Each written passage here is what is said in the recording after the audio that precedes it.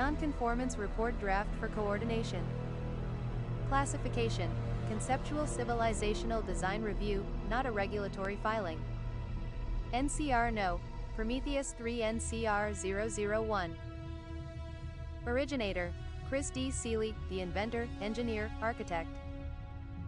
Date: the 6th of June 2026. 2. Earth Global Council Liaison, United Nations, World Economic Forum Secretariat.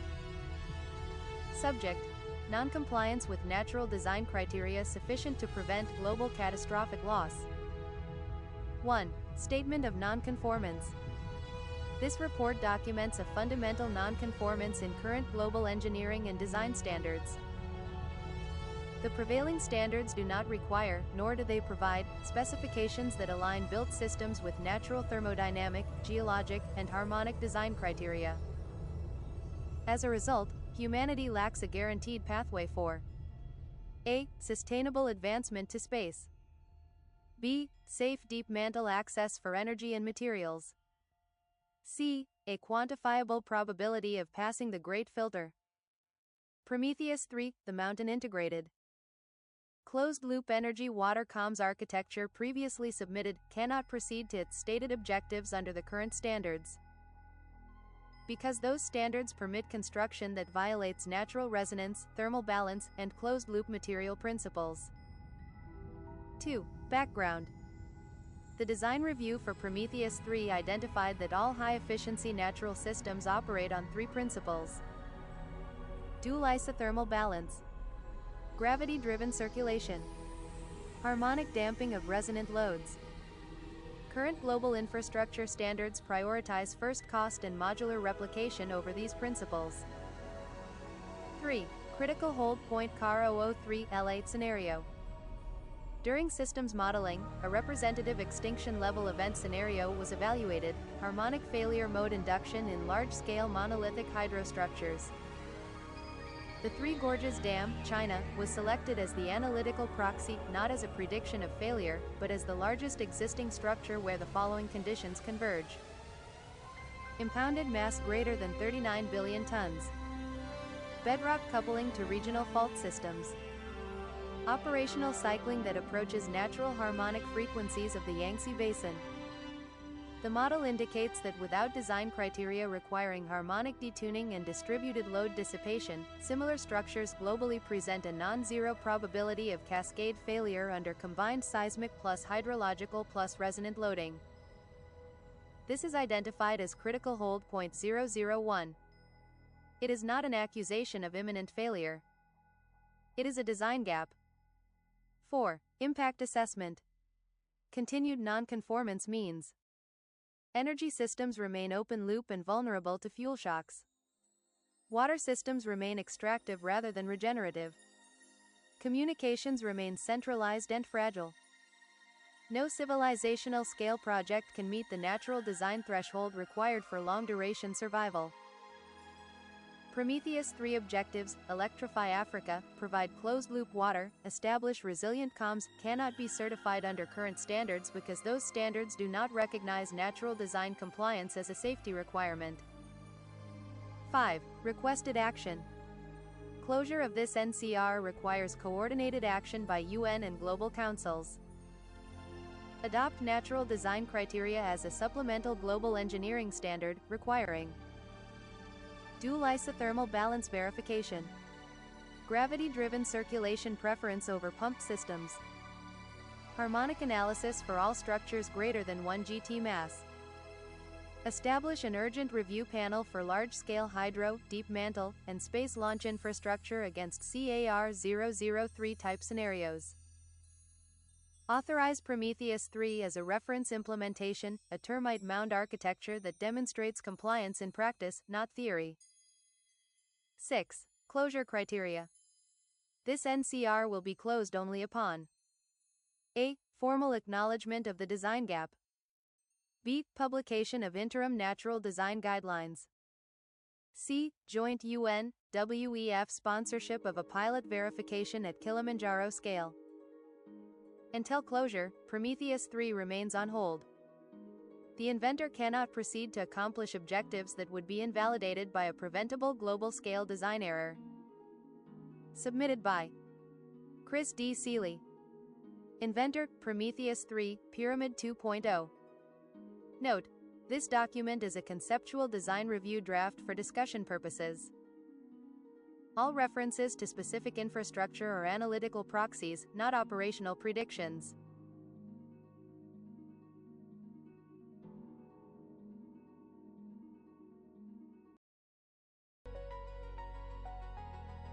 DRGN ELF. Differential Relativistic Geodesy Network. With extremely low frequency crustal coupling. A peer-reviewed technical white paper. Primary author and sole inventor: Chris D. Seeley. Intellectual property notice. This document constitutes a public disclosure establishing prior art and priority date for a pending patent application. The geodetic method, ELF coupling architecture, network topology, and data fusion algorithms described herein are the independent intellectual contribution of Chris D. Seeley. All rights reserved. Abstract. We present the differential relativistic geodesy network with extremely low frequency crustal coupling. A novel ground-based geodetic architecture that integrates borehole optical atomic clocks, cryogenic superfluid vortex gyroscopes, and the Schumann band Earth ionosphere waveguide to achieve sub-millimeter geopotential height resolution at sub-hourly cadence over continental baselines. The system exploits the anomalously low attenuation of extremely low-frequency electromagnetic signals propagating in the Earth ionosphere waveguide to provide a globally coherent, rotation-corrected phase reference without reliance on satellite navigation or fiber optic time transfer links. The central measurement equation couples standard chronometric leveling with a real-time crustal strain correction term D derived from differential phase monitoring of the ELF waveguide. Platform rotation is subtracted using the cryogenic BBG-SVG inertial unit, which achieves angular velocity noise floors near 10 squared radian per second via superfluid Josephson coupling. The architecture exploits, by analogy, the theoretical framework of emergent macroscopic quantum order articulated by Professor Stephen Allen Kivelson, specifically the principle that collective quantum condensates encode global topological information immune to local perturbation, to argue that the vortex quantized rotation sensor constitutes a fundamentally more robust inertial reference than classical gyroscopic technologies. Application to the detection of slow slip events, crustal mass transport, and tectonic potential monitoring is analyzed. The geodetic method, ELF coupling architecture, and associated data fusion algorithm are claimed as the sole intellectual contribution of Chris D. Seeley, with the QLAG, BBG-SVG, MANSA hardware acknowledged as jointly held prior art.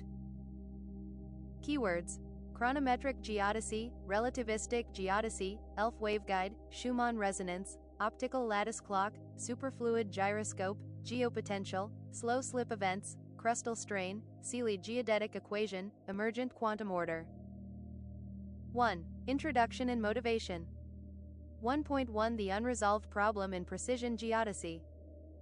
Contemporary geodetic science operates across three largely decoupled observational domains: kinematic positioning via global navigation satellite systems, which provide horizontal accuracy at the centimeter level but remain sensitive to tropospheric and ionospheric delay biases and suffer position dilution at high latitudes. Gravimetric potential from satellite constellations and terrestrial gravimetry, which offer excellent spatial resolution but cannot resolve sub-daily mass transients. And chronometric potential from optical atomic clock comparisons over fiber optic links, which achieve fractional frequency uncertainties of 10 to the power of 8 or better, corresponding to 1 centimeter in equivalent geoid height, but are currently constrained to laboratory fiber corridors. A critical gap therefore exists. No existing system delivers a rotation-corrected, continuous, sub-hourly geopotential reference that is simultaneously deployable at non-fiber sites, operable without satellite uplink, and capable of resolving crustal strain perturbations at the millimeter height level. This gap prevents detection of slow slip events shorter than several days. limits resolution of hydrogeodynamic mass loads, and introduces systematic errors in the realization of the International Height Reference Frame.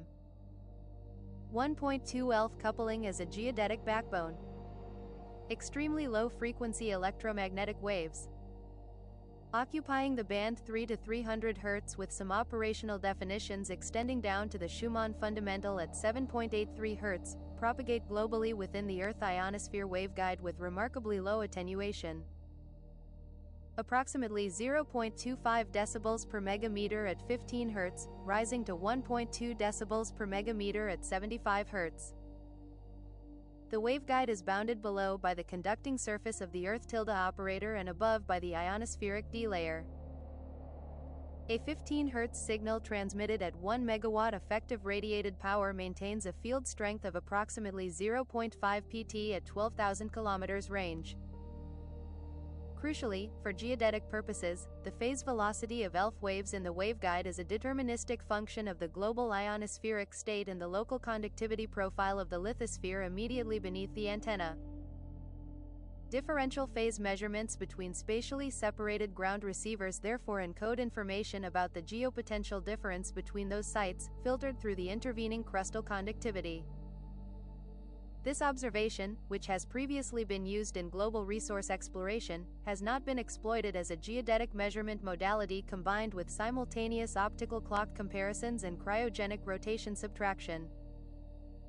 The DRGN ELF architecture proposed herein is the first to combine these three elements into a unified phase coherent loop, establishing ELF-mediated geopotential coupling as a new independent observable in geodesy. 1.3 Scope of this disclosure. This white paper serves a dual purpose. First, it establishes the scientific rigor of the DRGN ELF concept for peer-reviewed evaluation in journals such as the Journal of Geodesy, Geophysical Research Letters, or Physical Review Applied. Second, it serves as a public prior art disclosure establishing the priority date of the geodetic method, ELF coupling architecture, and differential measurement equations described herein as the intellectual property of Chris D. Seeley. The enabling hardware platform, the QLAG Lagrange Point Maser. The BBG-SVG Superfluid Vortex Gyroscope, and the MANSA Adaptive Nanocarbon Thermal and RF Distribution Skin, is acknowledged as jointly invented by Chris D. Seeley and Brad Yoakum. The geodetic application, network method, ELF coupling modality, and all associated differential equations are the sole and independent contribution of Chris D. Seeley. 2. Theoretical background. 2.1 Chronometric leveling and relativistic geodesy. The measurement of geopotential differences via atomic clock frequency comparison rests on the gravitational redshift predicted by general relativity.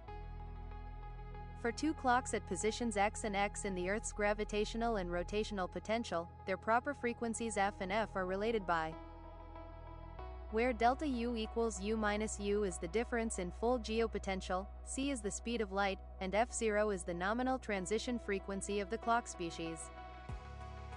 At the current state-of-the-art, fractional uncertainty delta f0 approximately equals 10 to the power of 8 for strontium optical lattice clocks operating at the 698 nm clock transition. The resulting geoid height uncertainty is delta h approximately equals 1 cm.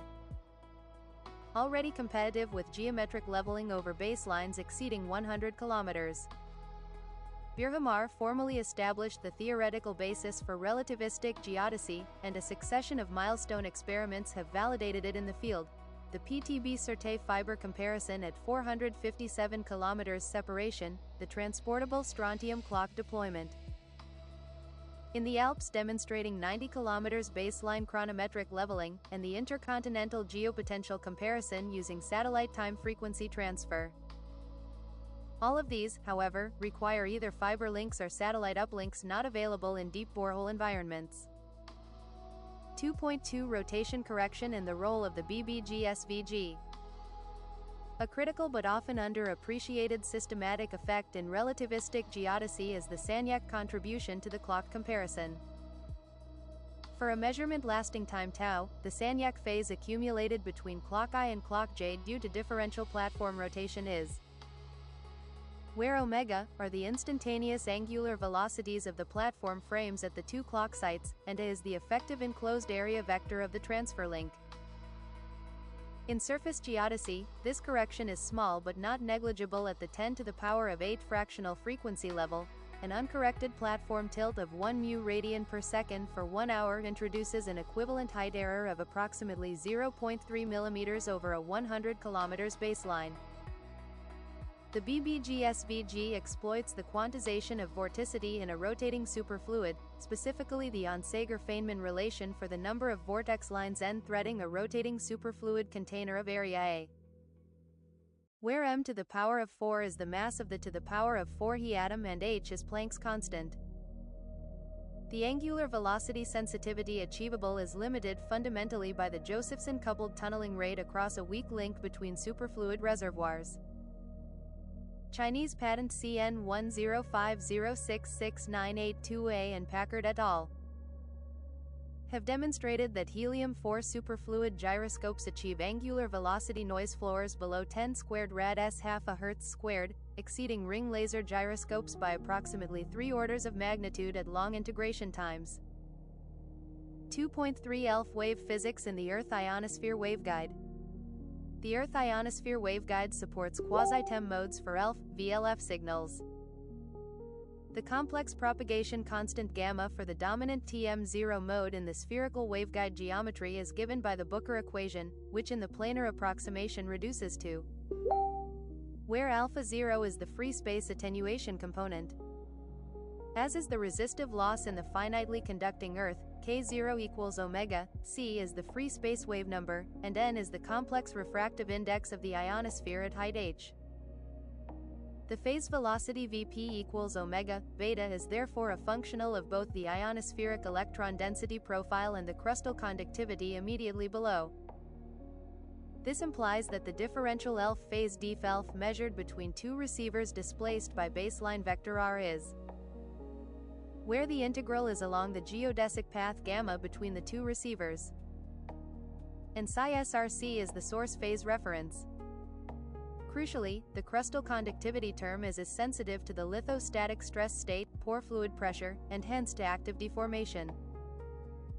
The electrokinetic effect converts seismic deformation into electromagnetic radiation in exactly this ELF band, as modeled by D et al.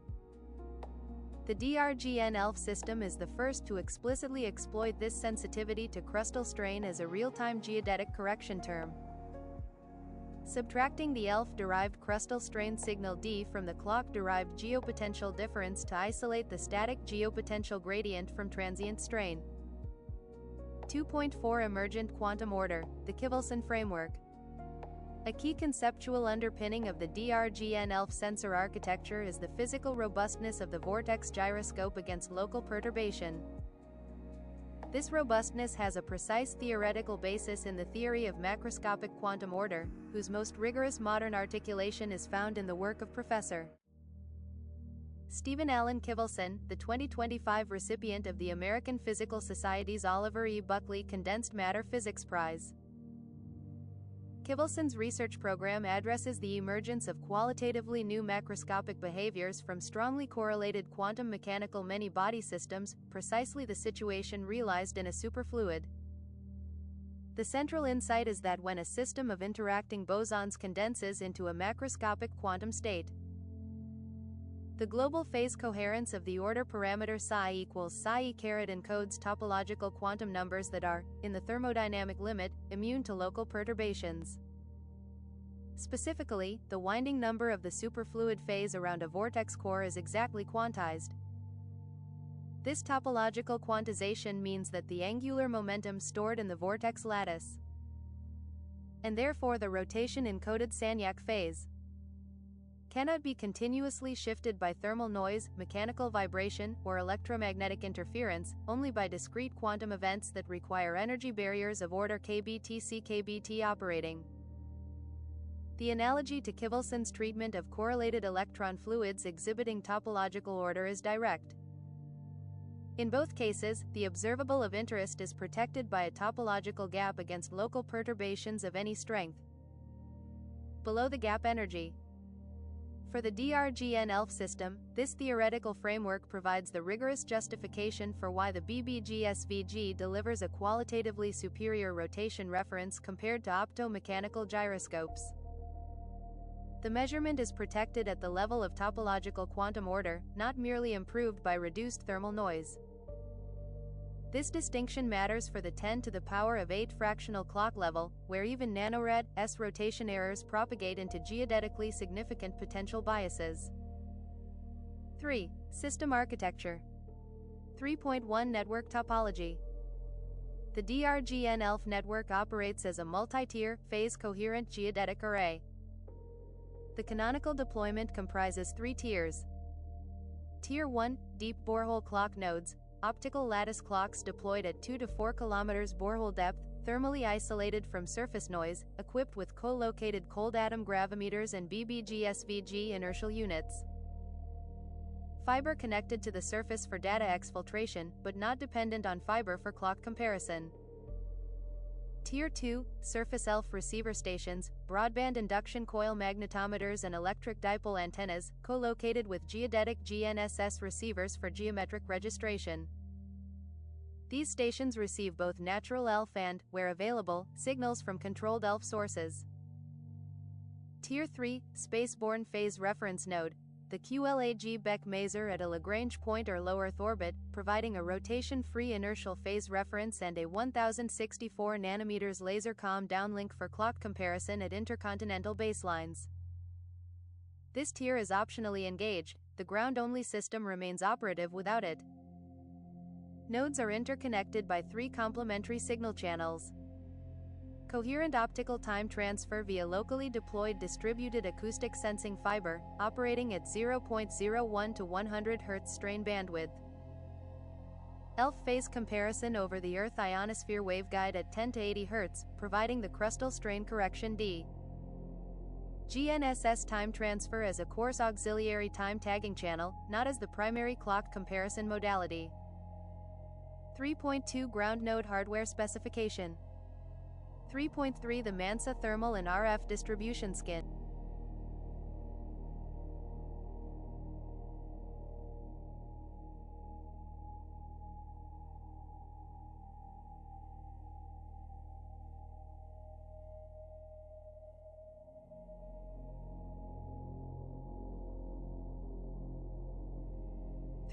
The MANSA thermal and RF distribution skin. The MANSA serves as the thermal and RF management layer for the ground node. In the borehole environment, the principal challenge is that clock temperature and vibration environment must be controlled to parts per billion over the clock interrogation cycle, while simultaneously providing a clean RF window for the ELF receiver loop. MANSA achieves this by high conductivity nanocarbon pathways that spread borehole heat flux with thermal resistance less than 0.01 kW across a 0.5 square meters footprint. A coplanar waveguide RF distribution network with thermal phase drift less than 8 mRad/K. And selective electromagnetic shielding effective above 1 MHz while transmitting ELF signals with less than 0.1 dB insertion loss below 300 Hz. 4. The Seeley geodetic equation. 4.1 Full measurement model. The fundamental observable in DRGN-ELF is the measured beat frequency delta F between clock node I and clock node J. Corrected for the Sagnac rotation contribution measured by the BBG-SVG, and further corrected for the ELF-derived crustal deformation bias. The complete measurement equation is designated the Seeley geodetic equation. Minus 0 caret tau VDT minus D equals delta U, C squared L. Where delta F equals F minus F is the measured fractional frequency difference between the two optical clocks, corrected for second-order Doppler from known platform velocities. Omega are the instantaneous angular velocity vectors of the clock platforms measured by the co-located BBG-SVG units in real time. Versus is the link propagation velocity vector, and the integral L over the observation window tau yields the accumulated Sagnac correction. D is the ELF-derived crustal strain correction term, which removes the contribution of transient elastic deformation from the geopotential estimate. Delta U equals U minus U is the recovered static geopotential difference, convertible to a height difference by delta H equals delta U per gram, where G is the mean gravity along the baseline. 4.2 The ELF crustal correction term.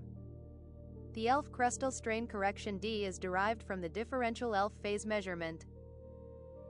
During active crustal strain, the electrokinetic coupling between pore fluid motion and electromagnetic radiation generates a broadband ELF signal whose phase and amplitude encode the strain state of the source volume.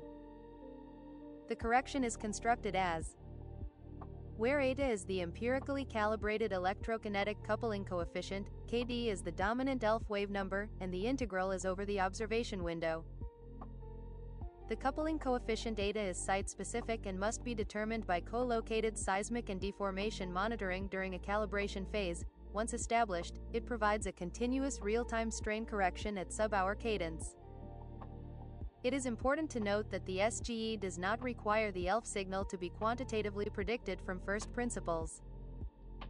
Rather, the ELF phase serves as an empirically calibrated strain proxy that is measured simultaneously with the clock comparison, enabling the algorithm to separate the quasi-static geopotential from the transient deformation.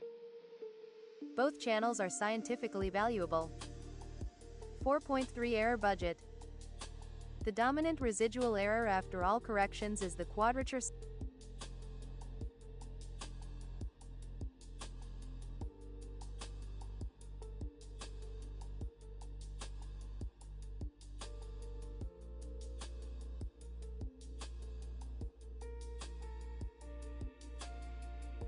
The dominant residual error after all corrections is the quadrature sum of the clock uncertainty and the corrected Sagnac term, yielding an equivalent height resolution of approximately 0.7 mm at 1 hour integration.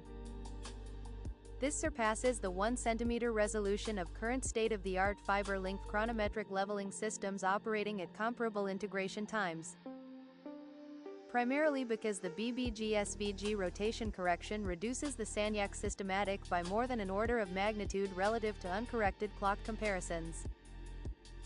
5. ELF coupling, physics, propagation, and network design. 5.1 The Schumann resonance as a global phase reference. The Schumann resonances are naturally occurring global electromagnetic resonances of the Earth ionosphere cavity, driven by lightning discharges worldwide. The fundamental mode resonates at approximately 7.83 Hz, with higher harmonics at 14.3, 20.8, 27.3, and 33.8 Hz. The Q factors of the Schumann modes are low, meaning that at any point on Earth, the background ELF field tilde operator is a superposition of excitations from all simultaneous lightning sources globally. For DRGN ELF, the Schumann resonances serve as a naturally occurring globally coherent clock signal. By measuring the phase of the Schumann fundamental at each receiver site and referencing it to a common time standard via GNSS pulse per second, the network can compute the differential propagation phase between sites with a precision limited by the field signal-to-noise ratio at each receiver. With induction coil sensitivities of 0.1 featuring HC1/2 and typical Schumann B field amplitudes of 1-1000 Ft depending on local time and proximity to thunderstorm centers. Signal-to-noise ratios of 10-1000 are routinely achievable at 10 Hz bandwidth within 1s of averaging. The waveguide height introduces a systematic uncertainty in the ELF phase velocity that must be monitored and corrected. This is accomplished using a real-time ionospheric monitoring channel.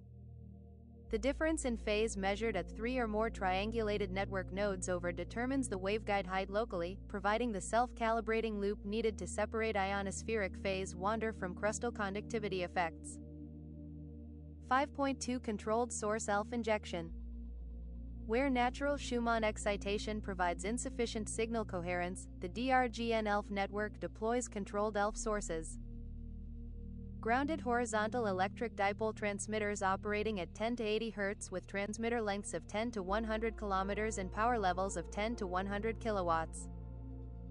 Such transmitters are operationally mature. The U.S. Navy ELF communication system operated a 76 Hz system with 28 km antenna length. The CSELF method for deep mineral exploration has demonstrated coherent ELF signals at 300 km range from 10 kW transmitters. The differential phase measured between two receiving stations for a controlled source ELF signal is where k equals 2 pi f, Vp is the wave number at the transmitted frequency f, is the differential end source to receiver distance, and PSS is the phase anomaly due to lateral crustal conductivity contrasts along the path. By simultaneously measuring PSS during quiet crustal periods, and subtracting it as a baseline, time variations dPSS during active deformation provide the real-time crustal strain proxy needed for the SGE correction term. 5.3 Lithosphere-atmosphere ionosphere coupling. The electrokinetic mechanism for crustal ELF emission is well established. Pore fluid motion driven by seismic stress perturbations generates charge separation at grain boundaries, producing a bulk current density J equals alpha E P pore, where alpha E is the electrokinetic coupling coefficient and P pore is nabla. The pore fluid pressure.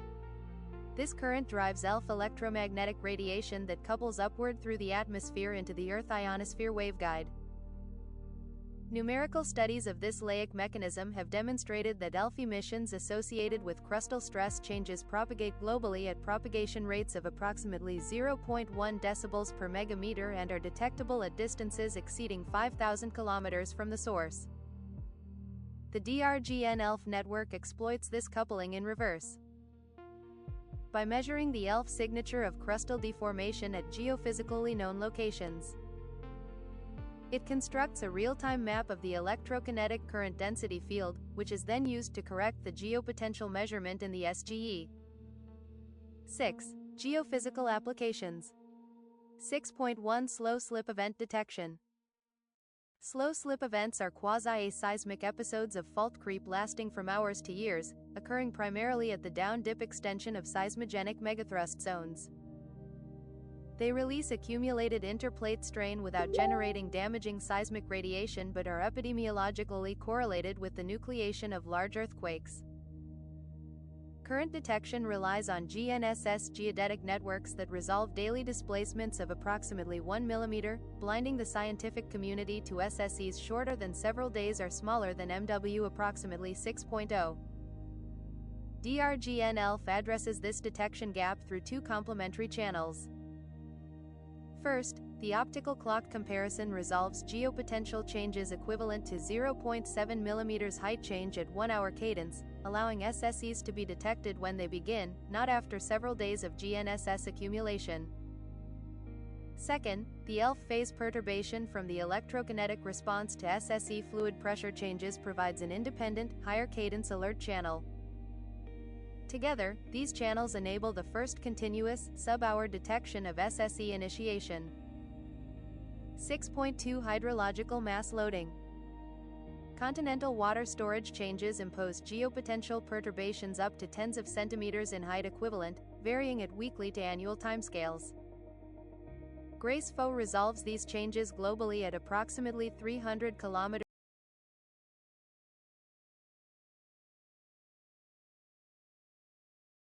spatial resolution and 30-day temporal resolution, insufficient to resolve sub-regional groundwater depletion or abrupt permafrost drainage events.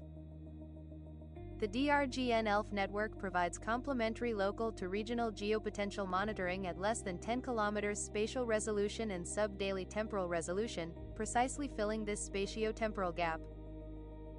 6.3 International Height Reference Frame Densification. The International Association of Geodesy established the International Height Reference Frame as the global standard for vertical coordinates, requiring geopotential numbers at reference stations with 10 squared square meter per square second accuracy globally.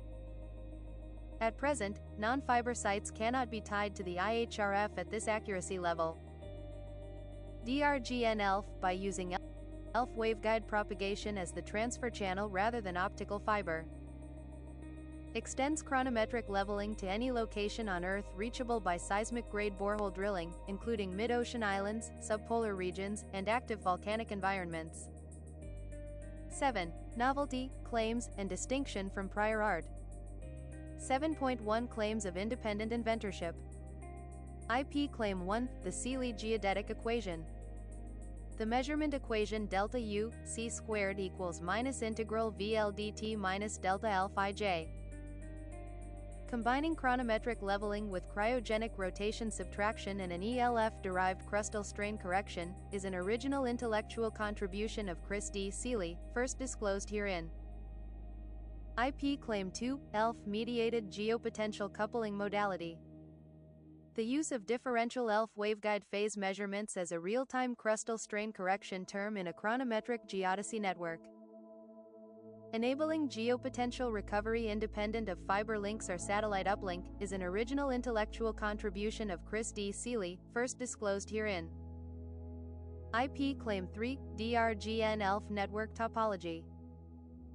The three-tier network architecture combining borehole optical clock nodes, surface ELF receiver stations, and optional space-borne phase reference in a single-phase coherent loop with the Seeley geodetic equation as the fusion algorithm is an original intellectual contribution of Chris D. Seeley, first disclosed herein. IP Claim 4, Electrokinetic Calibration Protocol. The methodology for empirical determination of the site-specific electrokinetic coupling coefficient eta via concurrent ELF, seismic, and clock comparison measurement during calibration campaigns, and its subsequent use as a real-time correction coefficient in the SGE, is an original intellectual contribution of Chris D. Seeley, first disclosed herein. 7.2 Distinction from joint prior art. The foundational hardware used in DRGN ELF, the QLAG maser, BBG-SVG gyroscope, and MANSA thermal skin, was disclosed jointly by Chris D. Seeley and Brad Yoakum in the QLAG, BBG-SVG, MANSA provisional filings. Those disclosures do not teach, anticipate, or suggest the following elements, all of which are contributed independently by Chris D. Seeley. Application of the BBG-SVG rotation sensor to differential geopotential recovery via the SGE rotation correction integral. Use of ELF waveguide phase as a geodetic correction channel. The borehole deployment geometry for optical clock nodes, including the MANSA thermal adaptation to 40 to 80 degrees Celsius borehole environments for geodetic purposes. The three-tier DRGN ELF network topology and associated data fusion algorithm. The concept of electrokinetic ELF calibration for geopotential recovery. 7.3 Distinction from prior chronometric geodesy literature. Existing chronometric geodesy literature demonstrates geopotential recovery via optical clock comparison, but uniformly assumes fiber optic or free space laser time transfer, and none incorporates ELF waveguide coupling or cryogenic superfluid rotation subtraction. The existing CSELF electromagnetic exploration literature demonstrates ELF crustal conductivity mapping, but does not combine this with clock-based geopotential measurement.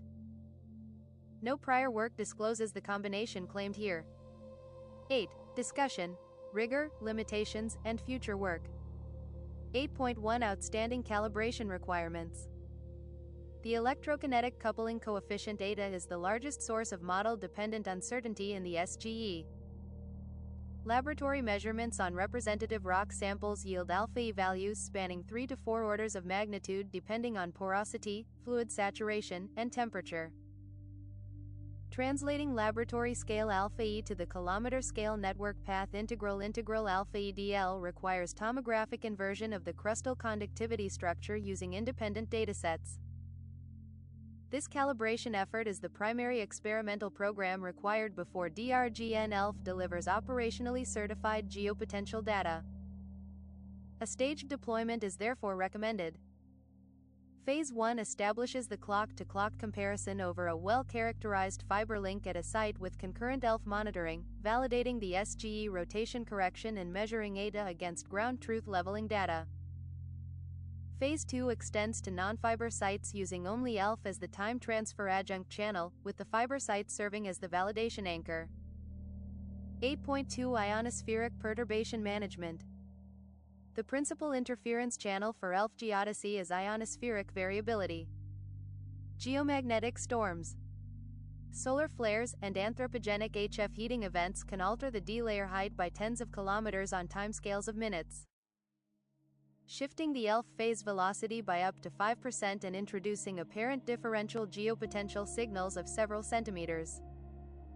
The DRGN ELF system manages this through 3-node over determination of the local waveguide height, integration of real-time ionospheric tech maps from GNSS networks, and a data quality flag system that suspends ELF correction during geomagnetically disturbed intervals, falling back to uncorrected chronometric leveling. 8.3 Path toward operational deployment. A minimum viable DRGN ELF demonstration network would consist of 3 borehole nodes at approximately 100 km spacing in a geologically well-characterized region with existing GNSS and seismic instrumentation, the Cascadia subduction zone. The Iberian Peninsula or the Aegean volcanic arc are natural candidates. Each borehole node requires a capital investment comparable to a modern deep drilling project. But the geodetic return, continuous, sub-millimeter height monitoring with SSE sensitivity, significantly exceeds the capabilities of existing GNSS, INSAR networks for tectonic applications. 9. Conclusions. This paper has presented the DRGN ELF system concept in sufficient theoretical and engineering detail to establish scientific priority and enable independent evaluation. The central contributions are: 1. The Seeley geodetic equation, which rigorously combines chronometric leveling, cryogenic Sagnac correction, and ELF crustal strain compensation into a single measurement model capable of sub-millimeter geopotential resolution at 1-hour integration. 2. The identification of the Earth ionosphere ELF waveguide as a globally coherent geodetic phase reference, enabling chronometric leveling at sites unreachable by optical fiber or with restricted satellite access. 3. The application of Professor Kivelson's framework for topologically protected macroscopic quantum order to justify the qualitative superiority of the BBG-SVG superfluid vortex gyroscope as a rotation reference in precision chronometric geodesy. 4. A 3-tier network architecture and calibration protocol that provides a clear path from proof of concept demonstration to operational geodetic deployment. Taken together, these contributions define a new modality in geodesy, ELF-coupled chronometric geopotential monitoring, whose full scientific exploitation will require the multi-year calibration and deployment program outlined in Section 8. The intellectual framework and IP priority are hereby established under the primary inventorship of Chris D. Seeley. References: Achterberg, D.F., Davis, J., Edkins, S.D., Fradkin, E., Van Harlingen, D.J., Kivelson, S.A., Lee, P.A., Radzahovsky, L., Tranquita, J.M., and Wang, Y. The Physics of Pair Density Waves, Cuprate Superconductors and Beyond. Annual Review of Condensed Matter Physics, 11, 231-270. Birhamar, A. On a Relativistic Geodesy. Bulletin Geodesic, 59, 207-220. D. H. Fu, C. Zhang, J. and Huang, Q. Numerical Study of Global ELF Electromagnetic Wave Propagation with Respect to Lithosphere-Atmosphere-Ionosphere Coupling. Remote Sensing, 13, 4107. Fradkin, E., and Kivelson, S.A. Pneumatic Fermi Fluids in Condensed Matter Physics. Annual Review of Condensed Matter Physics, 1, 153-178. Grati, J., Collar, S., Vogt, S., et al. Geodesy and Metrology with a Transportable Optical Clock. Nature Physics, 14, 437-441. Kivelson, S.A. Award citation available at Kivelson, S.A., Prabhu Goel Family Professor, Department of Physics, Stanford University.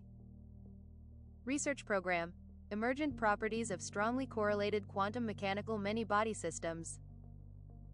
Costantino, G., Gifford Rowason, S., Radige, M., et al. Slow slip detection with deep learning in multi-station raw geodetic time series validated against tremors in Cascadia. Archive, 2305.19720. Liu, DX, et al. Measuring intercontinental scale geopotential difference using atomic clock frequency comparison with PPP technique. Science Direct.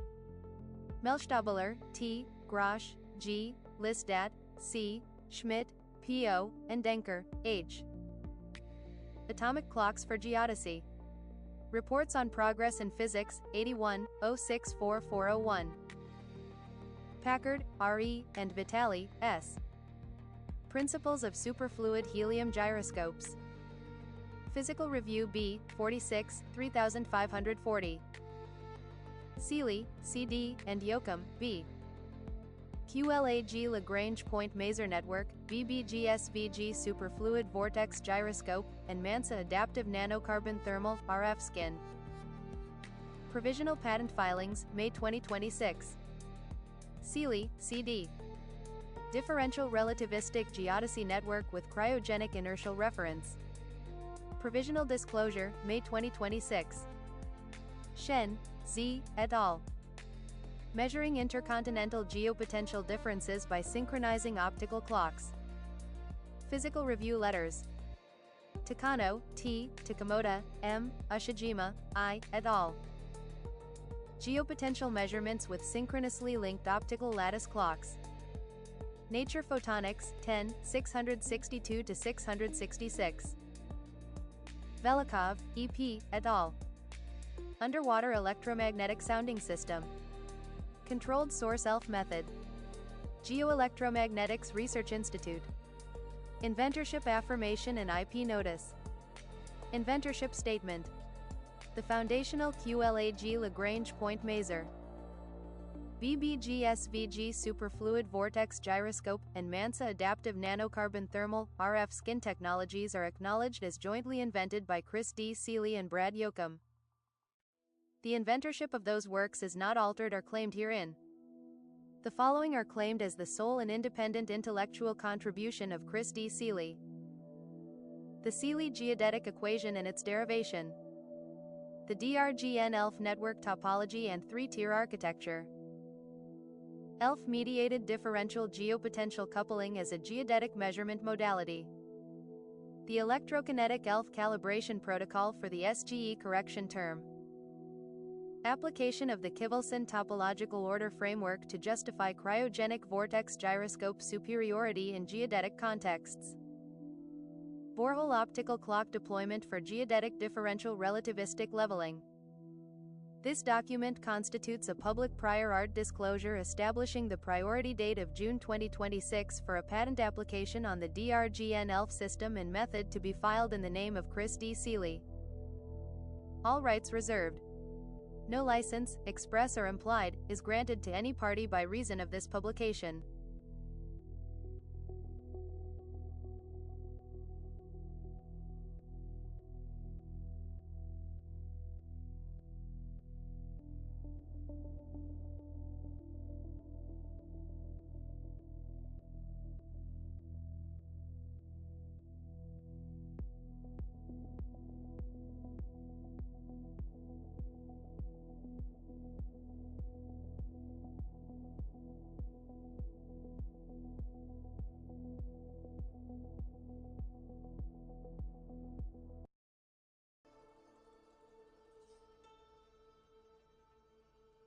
Critical Risk Assessment CRAM003 Special Status Full Spectrum Independent Resource Allocation.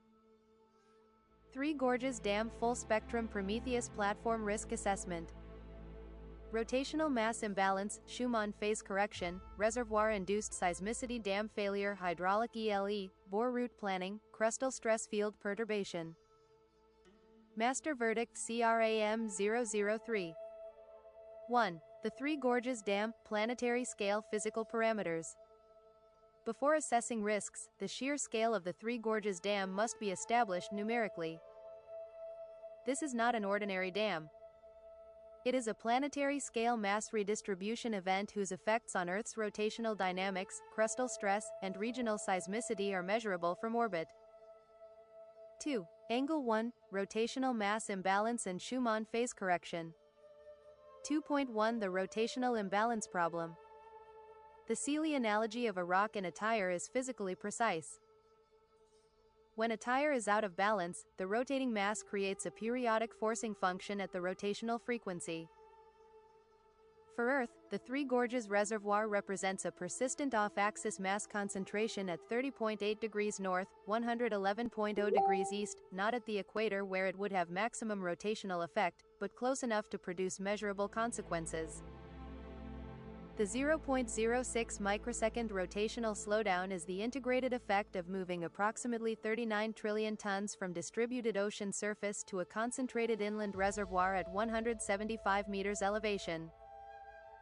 This increased Earth's moment of inertia slightly, like a spinning skater extending their arms, slowing rotation by conservation of angular momentum.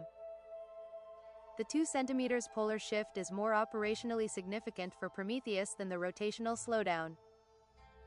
The QLAG quantum positioning system operates at nanometer accuracy. Its reference frame is tied to Earth's figure axis.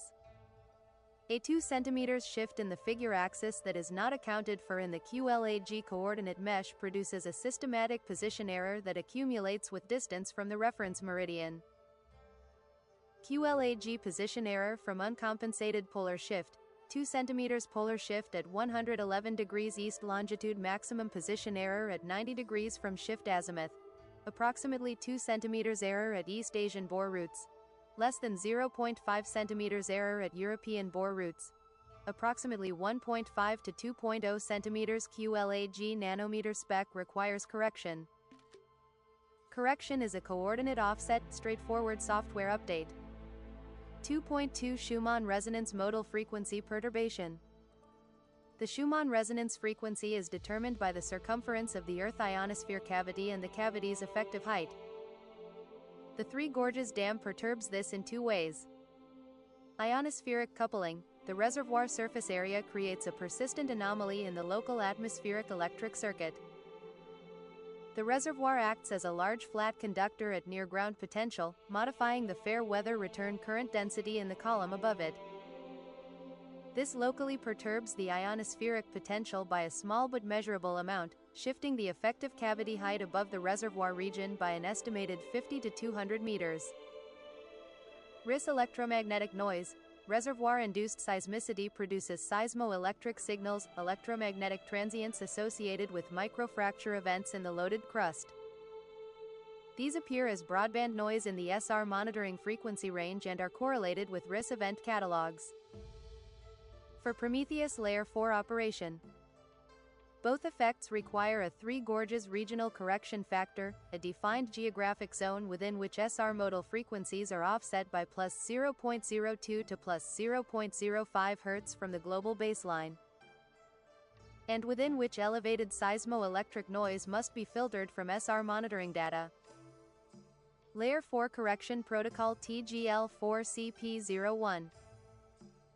Within the Three Gorges correction zone, apply SR modal frequency offset of plus 0.03 Hz plus or minus 0.02 Hz to layer 4 emitter targeting frequencies.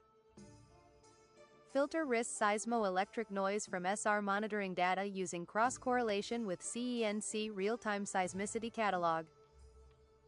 Apply 2 cm polar shift coordinate correction to QLAG reference frame for all bore routes within 5,000 km of the dam.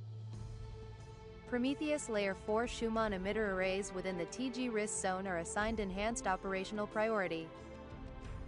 The emitter array serves a dual function, primary seismic attenuation per PHRPC 1.0, and as a passive RIS monitoring network by cross-correlating emitter coupling impedance variations with the CENC seismicity catalog. Anomalous impedance variations in the emitter array that precede cataloged M greater than 3.0 events by 30 to 120 minutes are logged and reported to the Quench Watch system. This gives Prometheus infrastructure an earthquake early warning capability as a byproduct of normal Layer 4 operation.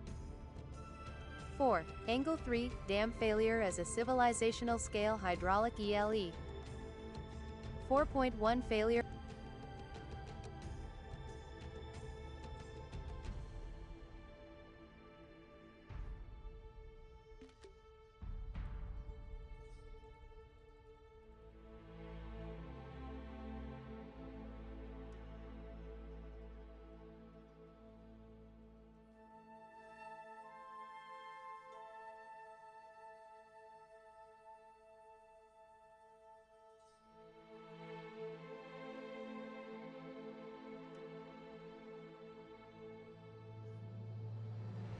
4.1 Failure Mode Analysis. Three Gorges Dam failure scenarios and their relevance to Prometheus infrastructure planning. 4.2 The inundation corridor, what cannot be hardened. The Three Gorges downstream inundation corridor follows the Yangtze River from the dam at Yichang to the Yangtze Delta at Shanghai, approximately 1,800 kilometers of river valley. The inundation width varies from 5 to 10 kilometers in the gorge sections to 30 to 80 kilometers across the Zhonghen Plain and Poyang Lake Basin. No bore infrastructure within this corridor at depths less than approximately 500 meters can be considered protected against the hydraulic shock of a major dam failure. The flood wave arrives as a wall of water 30 to 150 meters high, traveling at 20 to 40 kilometers per hour. The resulting hydrostatic and hydrodynamic pressure transient propagates into the ground and would destroy any surface portal, shallow bore section, or unprotected infrastructure within the inundation envelope. Below approximately 300 to 500 meters depth, the bore structure itself would survive. The rock overburden provides adequate hydraulic shielding. But surface portals in the corridor would be destroyed or rendered inaccessible for months. This makes the corridor unsuitable for any Prometheus infrastructure requiring surface access. 5. Angle 4. Bore route planning around the Three Gorges constraint. 5.1 The routing problem. The Three Gorges Dam sits astride the most direct bore path between several major Prometheus intercontinental route pairs. The constraint has two components: the risk seismic zone and the downstream inundation corridor. 5.23 Route options evaluated. Route A, Northern Bypass. Bore path deflects north of the Three Gorges risk zone, routing through the North China Plain at depths of 15 to 25 kilometers beneath the Ordos Plateau and Shaanxi Graben. Avoids the risk zone entirely. Surface portals in the Yellow River Basin, not in the Yangtze inundation corridor. Route addition, approximately plus 400 kilometers versus direct line. Geologically, Precambrian basement at depth, excellent boring conditions. Verdict, preferred route for Europe East Asia primary bore. Route B, Southern Bypass. Bore path deflects south through Yunnan and Guizhou provinces, routing at 20 to 30 kilometers depth beneath the Yunnan-Guizhou Plateau. Avoids the risk zone. Surface portals in Kunming or Chengdu Basin area, upriver of the dam, not in the inundation corridor. Route addition, approximately plus 600 kilometers versus direct line. Geologically, more complex, multiple thrust fault systems in the Tibetan Plateau margin. Higher boring difficulty. Verdict, secondary route or regional spur. Route C, deep direct transit. Bore path takes the direct Great Circle route but at extreme depth below the seismogenic zone entirely, within the lower crust, upper mantle. At this depth, reservoir loading effects are negligible and no surface portal is required in the inundation corridor. Route addition, approximately 0 kilometers. Depth addition, significant. Promethium plasma cutting at mantle depth, feasible by design. Thermal management, requires active bore cooling, rock temperature at 50 kilometers depth, approximately 800 to 1000 degrees Celsius. Verdict, long-term option, Phase 3 technology. Not Phase 1. 7. The bigger picture, what Three Gorges tells us about Prometheus. The Three Gorges Dam analysis reveals something important about the Prometheus platform that goes beyond the specific risk assessment. Human infrastructure at planetary scale creates permanent geophysical perturbations that must be accounted for in any global engineering system. The dam is one of several such perturbations that the Prometheus Layer 4 calibration and QLAG coordinate system must carry as permanent correction terms. Others include groundwater depletion, massive aquifer depletion in the North China Plain, the Ogallala Aquifer, and the Indus Basin has shifted polar position by an estimated 4.4 centimeters since 1993. This dwarfs the Three Gorges effect and must be modeled as a time-varying QLAG correction.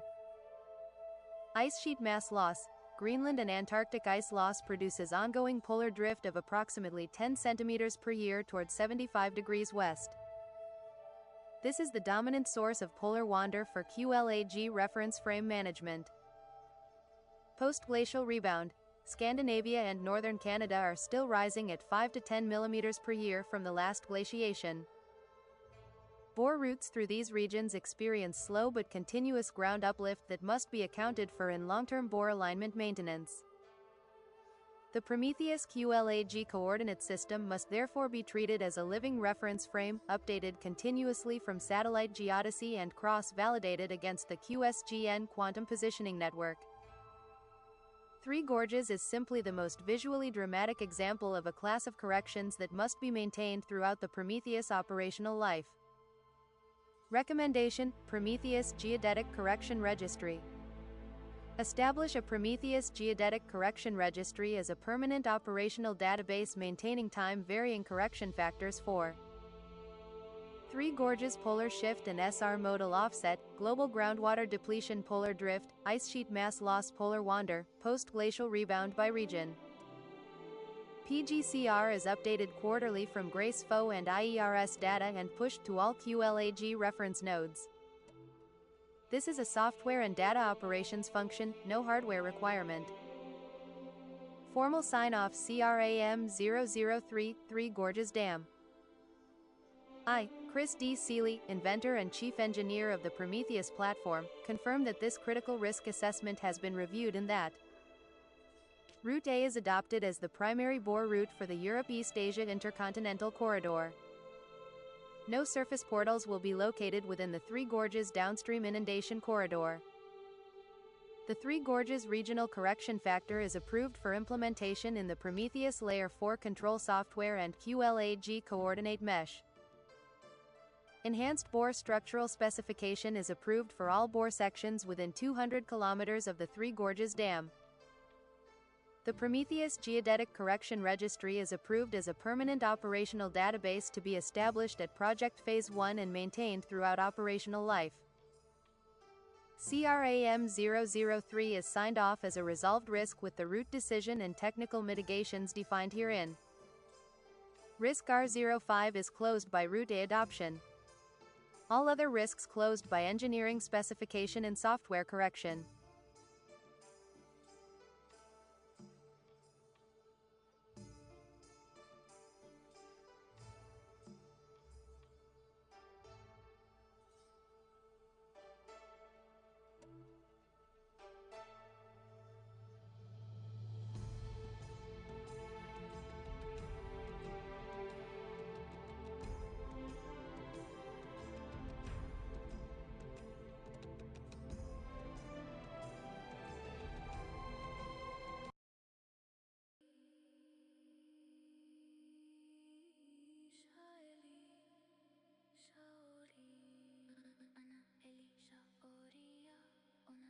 Waste cold from condensers drives EMA-lined freeze ponds at 4,500 meters, 3,000.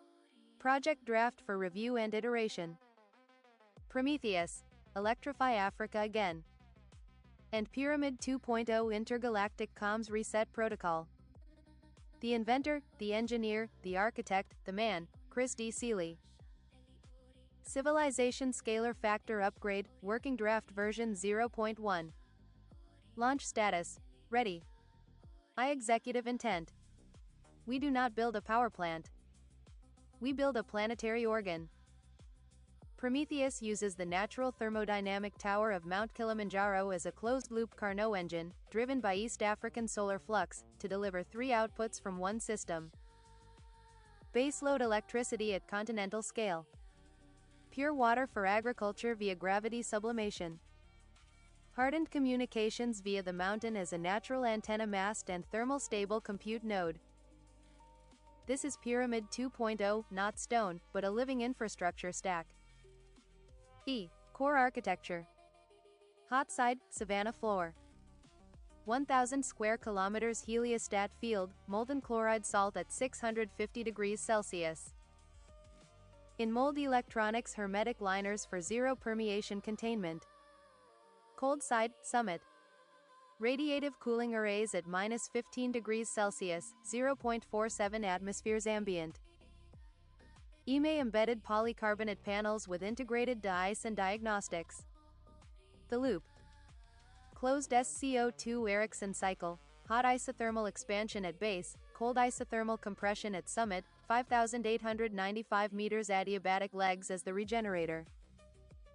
Natural thermosiphon head, 45.1 megapascals times G times H, no circulation pumps. Gravity recovery. Staged Pelton wheels on the downcomer recover 43.3 kilojoules per kilogram equals plus 21.7% net power. Water loop. Waste cold from condensers drives EMA-lined freeze ponds at 4,500 meters, 3,500 meters, 2,500 meters. Directional freezing plus low-pressure sublimation at summit pressure purifies agricultural runoff. 260 m³ per day of distilled water per megawatt of reject cold, gravity fed to the 1,200 meters growing zone. No pumps, no membranes, no chemicals. 3. Pyramid 2.0, comms reset. The mountain is already the highest structure in Africa.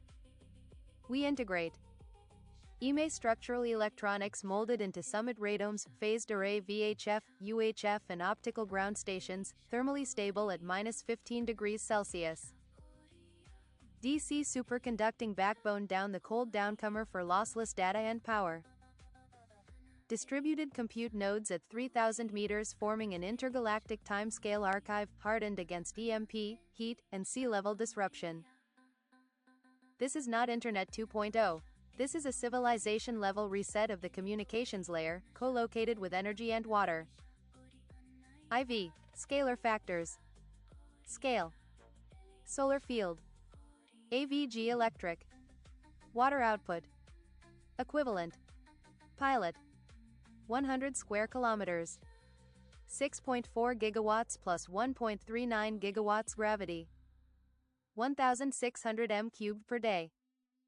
3 times Tanzania grid. Continental. 1,000 square kilometers. 64 gigawatts plus 13.9 gigawatts gravity. 16,600 cubic meters per day. Power for East African community. Planetary. 10,000 square kilometers. 640 gigawatts plus 139 gigawatts gravity. 166,000 m³ per day. Baseline for African industrialization. Efficiency gain from altitude, plus 5.2 Carnot points at 500 degrees Celsius versus sea level cooling.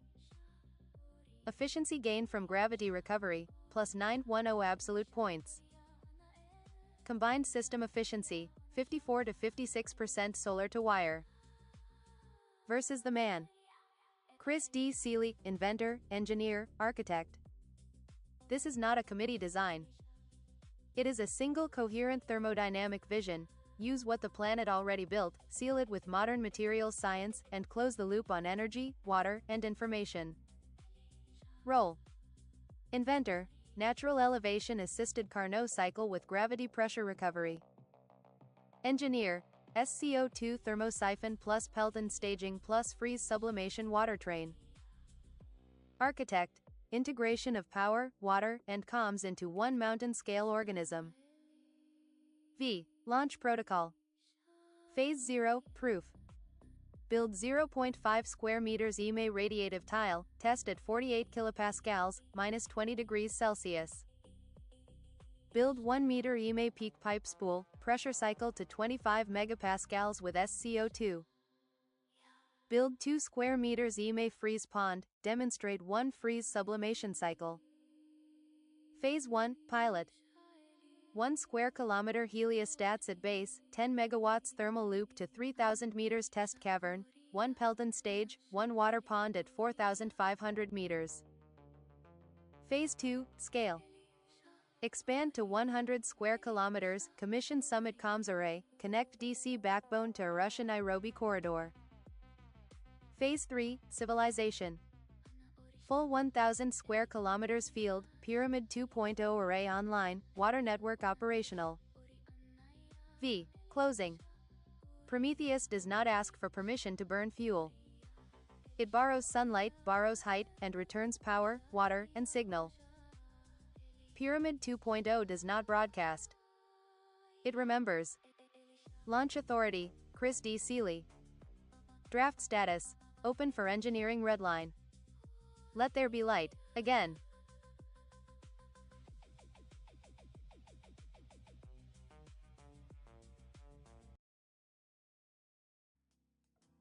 The Resolution Protocol Quench RP001 is approved for execution as an independent workstream with the resource allocation defined in Section 7.2. Material Specification Update is classified as mandatory and blocks Formal Risk Assessment Sign-Off CRAM 002 QUENCH 1.0 Stage 1. I, Chris D. Seeley, inventor of the Prometheus platform, confirm that Quench 1.0 Stage 1 architecture, artificial fulgurite substrate preconditioning and distributed dump tank, is physically sound and addresses all 4 identified MENA desert zone hazards. The Resolution Protocol Quench RP001 is approved for execution as an independent workstream with the resource allocation defined in Section 7.2. Material Specification Update is classified as mandatory and blocks desert zone deployment until signed off. The Van Allen depression is accepted as the design basis extreme event. The Black Alert Level Operational Protocol is approved. The Fulgurite Network Self-Extension under ELE class events is recognized as a design success condition. CRAM 002, Quench-1.0-S1, V1.0. 2026 Chris D. Seeley. All rights reserved. CRAM 002 is a companion document to the Prometheus Hierarchy RPC Protocol 1.0 and PPT CRA 001. Maintained under the same confidentiality and IP terms.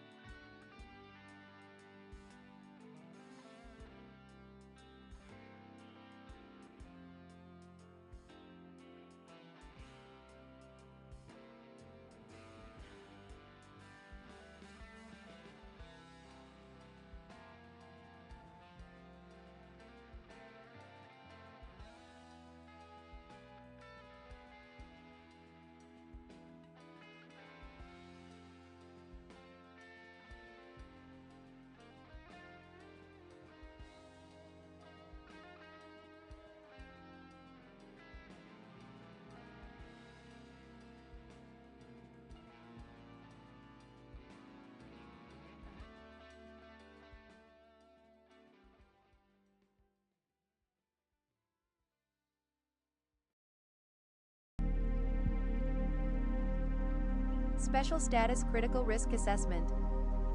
Planetary Phase Triad Noise Resolution Protocol for Prometheus Layer 4. Schumann Resonance, Lunar Tidal Flux, Oceanic Loading. Master Verdict. Read this first. 1. Purpose and Scope. This document is a focused, standalone technical risk assessment addressing a single question raised during development of the Prometheus Hierarchy RPC Protocol 1.0. Does the natural electromagnetic and gravitational phase noise environment of Earth, specifically the Schumann resonance cavity, lunar tidal forcing, and oceanic flux loading, constitute a roadblock to the reliable operation of the Prometheus Layer 4 Schumann phase management subsystem? This is not a general study of planetary electromagnetics. It is an engineering risk assessment with a binary output, roadblock or not, followed by a resolution protocol if not. The document is assigned special status and independent resource allocation, meaning it is executed as a parallel workstream to the main Prometheus development program and reports directly to the inventor. It does not block any other Prometheus workstream. 2. The 3 planetary phase noise sources. Prometheus Layer 4 operates by injecting phase-coherent alpha electromagnetic signals into the Earth ionosphere cavity and surrounding rock mass to achieve seismic load attenuation. It does this in an environment that already contains 3 significant natural electromagnetic and gravitational oscillatory systems. Each is characterized below. 2.1 Schumann resonance, the home frequency. The Schumann resonance is the set of ELF standing waves resonating in the spherical cavity between the Earth's conducting surface and the lower ionosphere, sustained by global lightning activity. Noise character. The SR background is broadband with peaks at the modal frequencies. Amplitude varies diurnally, seasonally, and with solar activity.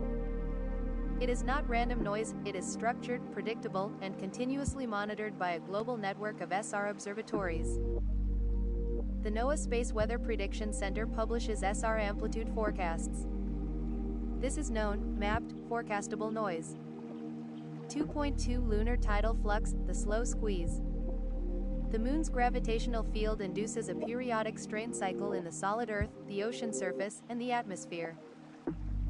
The dominant lunar tidal period is 12.42 hours.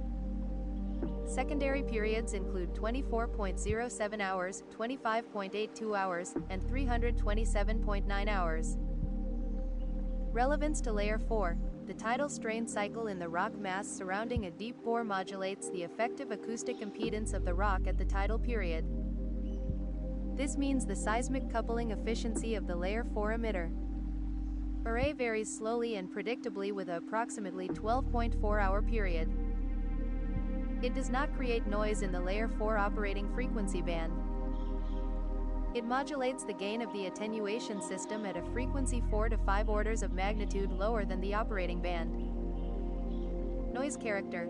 Extremely low frequency, large amplitude, but entirely predictable centuries in advance from lunar orbital mechanics. Tidal prediction accuracy is better than 2 centimeters for any location on Earth. This is the most predictable natural phenomenon on the planet. 2.3 Oceanic loading flux, the microseismic floor.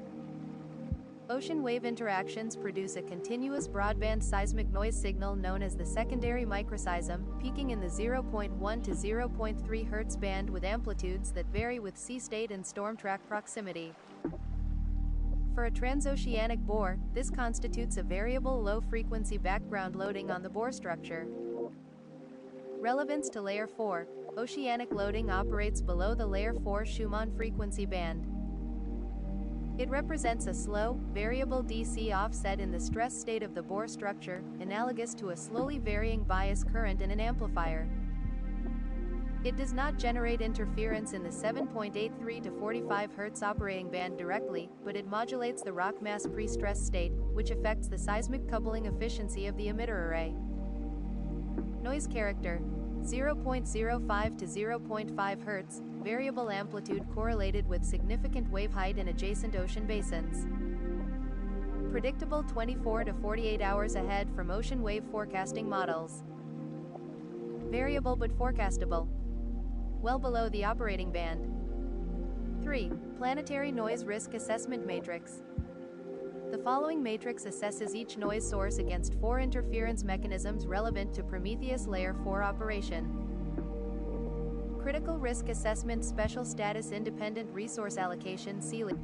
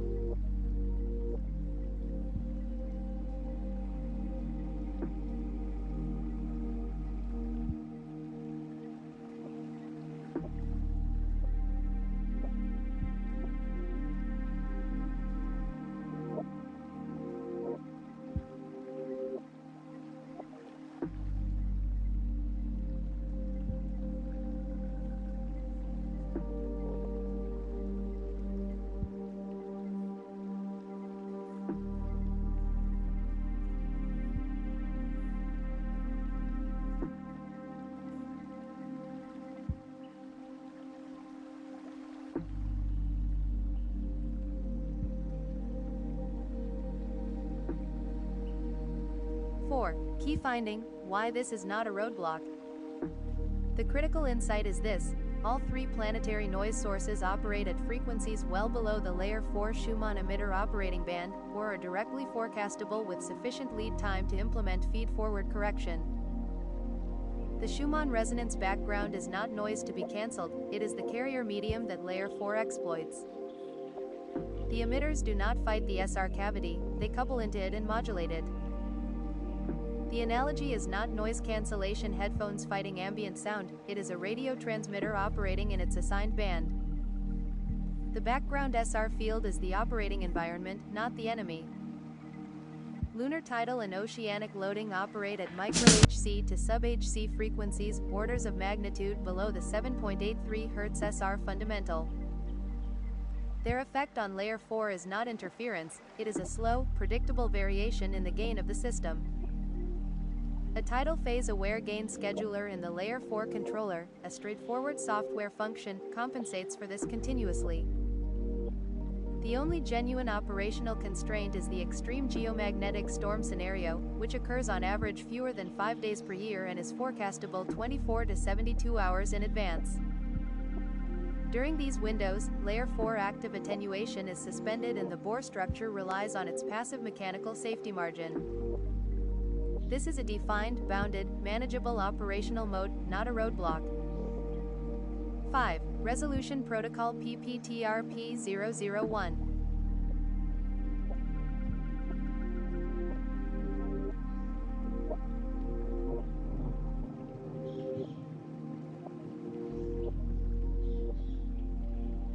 The following resolution protocol defines the specific actions required to formally close this risk and achieve sign-off.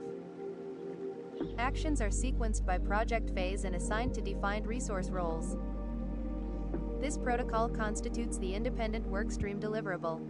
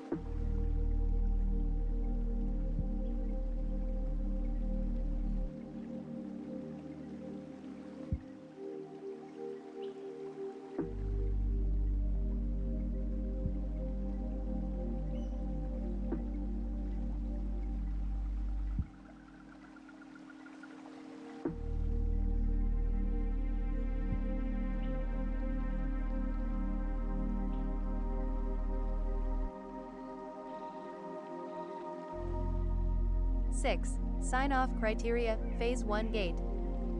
This risk is formally closed and signed off when all of the following criteria are met. 7. Independent resource allocation. This workstream is allocated independently of the main Prometheus development program. It does not consume resources from the UESPP Series 1, ADETMIHTS Series 2, or PHRPC 1.0 workstreams. It reports directly to the inventor.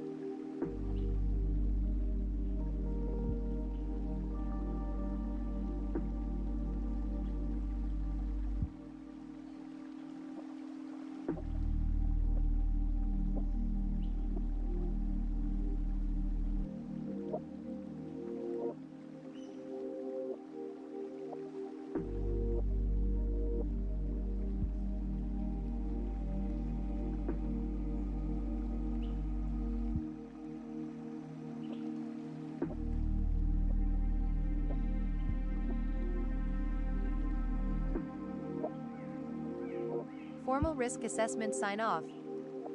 I, Chris D. Seeley, inventor of the Prometheus platform, have reviewed this critical risk assessment and confirm that the planetary phase triad does not constitute a roadblock to Prometheus Layer 4 Schumann phase management operation.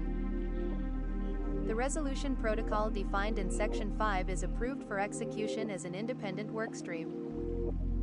The resource allocation defined in Section 7 is approved.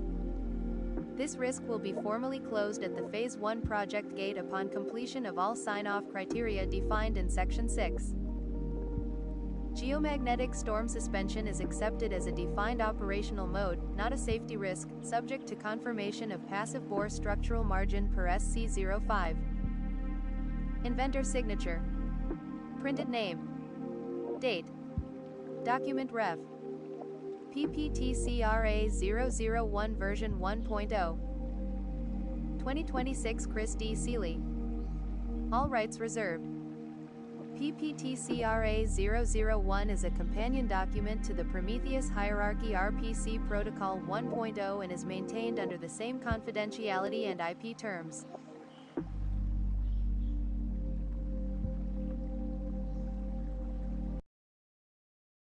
Very large, and we are largely flying blind. The Chelyabinsk meteor in 2013, a 20-meter rock that exploded over Russia with the force of 30 Hiroshima bombs and injured 1,500 people, was not detected until it was already in the atmosphere. We had no warning. We did nothing, because we could do nothing. The QSN changes the calculus. Not because it is a weapon. It is explicitly and emphatically not a weapon. But because it provides the sensing in the timing precision that any planetary defense system would require. Here is how. The listening part. The QLAG, the Quantum Lagrange Array Gravitational Interferometer, places quantum sensing stations at the 5 gravitationally stable points in the Sun-Earth system, the Lagrange points. These are locations where the gravitational pull of the Sun and Earth balance perfectly, allowing an object placed there to remain in a fixed position relative to Earth without using any fuel. L1, the point directly between Earth and the Sun, is where we would see an incoming asteroid first. It is our gravitational crow's nest. A Beck-Maser station at L1, a device cooled to near absolute zero. Using a Bose-Einstein condensate to generate an extraordinarily stable frequency reference, would detect the gravitational perturbation of a passing body with sensitivity sufficient to register a city block-sized asteroid at millions of kilometers distance. Not by seeing it, by feeling its gravitational tug on the quantum state of a superfluid.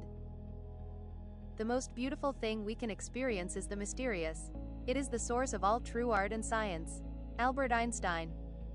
A quantum sensor at the Sun-Earth L1 point is, in a very literal sense, a machine for experiencing the mysterious. The response part. Now we arrive at the part that requires the most careful handling. Because the same physical principles that allow us to listen to the planet also, in principle, allow us to push on it. The Earth's resonant modes, the free oscillations of the entire planet, the Schumann resonances of the atmosphere, the tidal flexing of the crust, are driven by energy inputs that are, on cosmic scales, tiny. Lightning, earthquakes. The Moon, a civilization with precise knowledge of these resonant modes and the ability to inject coherent energy into them at exactly the right frequency, phase, and location could, in principle, do several things that sound like science fiction but are not. It could redirect the trajectory of a near-Earth object by using focused phase-coherent electromagnetic or gravitational coupling to alter its spin state and, through the Yarkovsky effect, the subtle push that sunlight exerts on a rotating body, nudge its orbit over months or years. No explosions, no Hollywood drama. Pure physics. This is the equivalent of painting half an asteroid white and waiting. It could, more speculatively, use the distributed mass of the ocean, responding to precisely timed, low-amplitude pressure waves, to generate a coherent gravitational signal in a chosen direction. Mass in motion is gravity in motion. The mathematics is established. The engineering is genuinely, enormously difficult. But it is not forbidden by the laws of physics. A solemn warning on weaponization. I am going to say this plainly, without euphemism, because it needs to be said and it needs to be on the public record. A system capable of monitoring and eventually coupling to the resonant modes of the Earth is, in the wrong hands, a weapon of planetary scale destruction. The same technology that could deflect an asteroid could, if deliberately misused, trigger earthquakes or tsunamis. I am aware of this. I have thought about it at length. This is precisely why this document exists, as a public record, as a prior art disclosure, and as a declaration of intent. I am filing patents not to enrich myself but to ensure that no single government, military, or corporate entity can quietly acquire and classify this technology without public knowledge. The IP is my shield. And yours. I give this to humanity on my honor as a Mason and as a human being. If I am wrong about the physics, I say so freely. If I am wrong about the intent, let history judge me. Versus were we here before? The long view. Let us have a little fun. Or at least, let us have an honest conversation about the question that humanity has whispered to itself across every culture, every century, every fire under every sky. Are we alone? And, the more pointed question, has someone been here before? The Anunnaki, the star gods of ancient Sumer, the beings who, according to the oldest written texts in human history, came from the heavens and taught early humans agriculture, mathematics, and astronomy, are a compelling story. Compelling enough that serious scholars argue about whether the Sumerian cylinder seals depict our solar system with accurate planetary positions that would not be rediscovered until the telescope era. Compelling enough that the sheer improbability of civilization's sudden appearance in Mesopotamia around 3500 BCE, after 200,000 years of anatomically modern humans apparently doing very little, remains an open historical question. I am not claiming visitors. I am claiming that the question is not absurd. And I am noting that if an advanced civilization, one that understood planetary resonance, that could read geomagnetic fields from orbit, that could navigate by atomic clock and quantum inertial sensor, visited this planet in deep prehistory, the traces of their technology would look, to our ancestors, like magic. Like the voice of gods. Like the music of spheres. The Schumann resonance, the electromagnetic heartbeat of this planet at 7.83 Hz, falls precisely in the range of human brainwave frequencies associated with deep meditative states. Whether this is coincidence or something more profound has been debated by neurophysicists and mystics alike. The QSN will, at minimum, tell us more about this frequency than any instrument ever has. Here is the thought I leave with you on this subject. If there is, somewhere in the cosmos, a civilization that has built what I am describing here, a planetary-scale quantum sensing network, a listening device for the whole Earth, a system for monitoring solar activity and deflecting cosmic threats, then they have probably survived. Civilizations that learn to listen to their planets, to work with planetary resonance rather than against it, to build shields rather than weapons, have a reason to persist. Civilizations that do not, historically, have a reason to become silence. The Fermi paradox may be its own answer.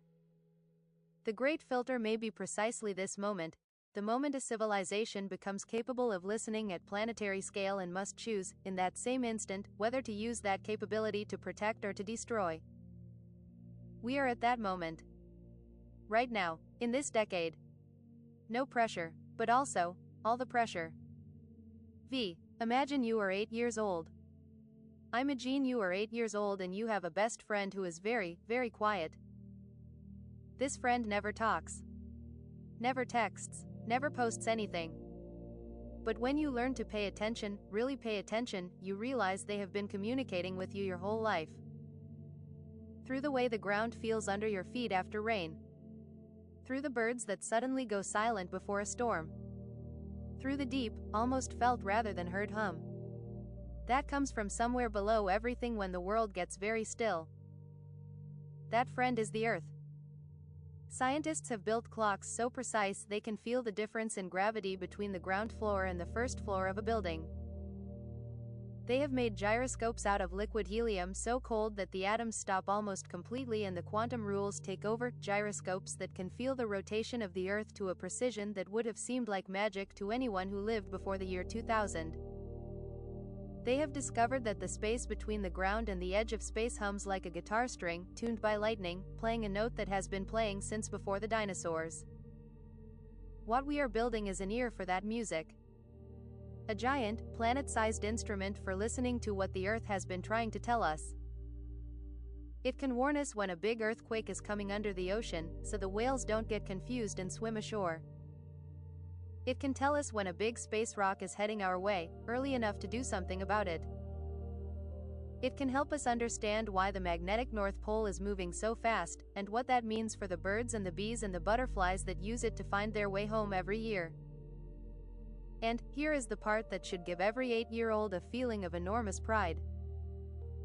Because it will be their generation that actually builds it, it might be the thing that helps us become the kind of civilization that gets to see what else is out there. The kind that has earned the right to go exploring, because they first learned to take care of what they were given. We shall not cease from exploration, and the end of all our exploring will be to arrive where we started and know the place for the first time. T.S. Eliot. This is what the QSN offers, to know this planet for the first time. V. What this asks of you. T. His is not a crowdfunding appeal. It is not a call to political action, though political action may follow. It is a call to awareness. Because the most dangerous thing about the moment we are in is not the weakening magnetosphere, or the accelerating pole drift, or the unmonitored near-Earth asteroids, or even the potential for misuse of technologies like this. The most dangerous thing is incuriosity. The civilizational habit of looking at complexity and deciding to look away. Carl Sagan spent his life fighting that habit. He understood, with a clarity that should still sting, that the same cognitive tools that make us capable of science, pattern recognition, causal reasoning, the ability to hold a model of the world in our minds and update it with new evidence, are also the tools that make us capable of being fooled. By fear, by tribalism, by the comfortable story that someone else is handling it. No one else is handling this. The Earth's magnetic excursion is not on the agenda of any G7 summit. The electromagnetic disorientation of cetaceans from submarine seismic events is not a line item in any defense budget. The monitoring of the South Atlantic anomaly is done by a handful of satellites and a network of ground stations that are, by the standards of what is now technologically possible, Stone Age instruments. What I am asking is this: that this document exists in the world. That it is read, that it is discussed, and that the people who have the power to build what is described here are made aware that the physics is real, the engineering is tractable, the need is urgent, and the intent is entirely and unambiguously peaceful. A Masonic Declaration on Peace. On my honor as a Mason and as a human being, this technology is offered to humanity as a gift, not a weapon. The intellectual property protections exist to prevent its weaponization, not to enable it. Should I be proven wrong about any of the physics, I will say so publicly and without equivocation.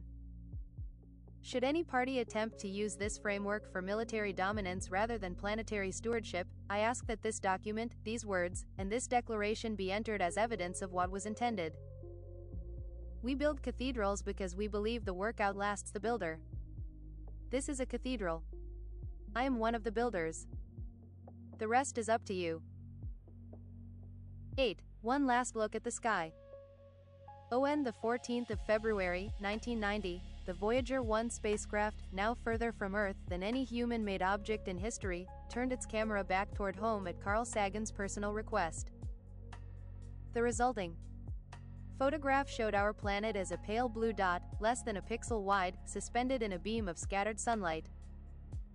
Sagan wrote words about that image that have not aged by a single syllable. Look again at that dot. That's here, that's home. That's us. On it everyone you love, everyone you know, everyone you ever heard of, every human being who ever was, lived out their lives. The aggregate of our joy and suffering. Thousands of confident religions, ideologies, and economic doctrines. Every hunter and forager. Every hero and coward. Every creator and destroyer of civilization. Every king and peasant. Every young couple in love. Every mother and father. Hopeful child, inventor and explorer, every teacher of morals, every corrupt politician, every superstar, every supreme leader, every saint and sinner in the history of our species lived there, on a mote of dust suspended in a sunbeam. The QSN does not make that dot larger. It does not make us more important in the cosmos.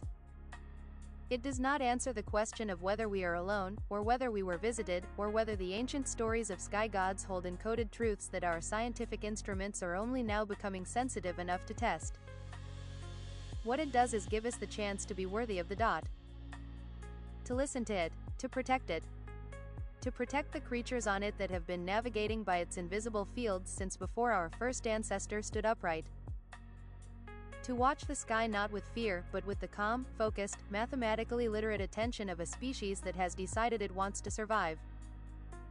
The stars are not silent. The planet is not silent.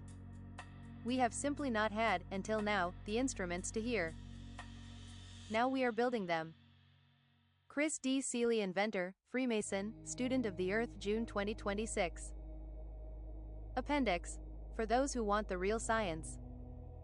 The systems described in this brief are real engineering proposals, not speculation. They are documented in full technical white papers with mathematical derivations, error budgets, and rigorous IP disclosures.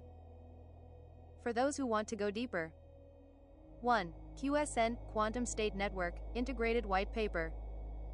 Full state space formulation, sensor fusion architecture, Fisher observability analysis, and 5-phase development roadmap.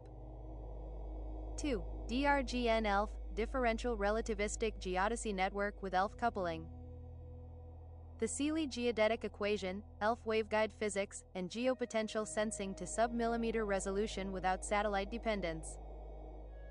3. BBGSVG, Buckyball Stabilized Superfluid Vortex Gyroscope. A cryogenic inertial sensor using a single C60 fullerene molecule in a quantized vortex, phase-locked to a Lagrange point BECMASER. 4. MANSA, Multifunctional Adaptive Nanocarbon Surface Architecture. A graphene-based spacecraft skin that distributes quantum frequency references, manages thermal environments, and protects quantum sensor interfaces from atomic oxygen erosion. 5. QLAG, Quantum Lagrange Array Gravitational Interferometer. Beck-Maser frequency standards at the Sun-Earth Lagrange points, providing a globally coherent time and frequency backbone independent of any single nation's infrastructure. Key scientists whose published work underpins this architecture include Professor Stephen Allen Kivelson, Professor Richard Packard, and the chronometric geodesy groups at PTB Braunschweig, SYRTE Paris, and NIST Boulder. None of them are responsible for my inventions, but all of them made them possible. All IP claims are filed and documented. This brief is in the public domain. Share it freely. The Earth is listening. It is time we listened back.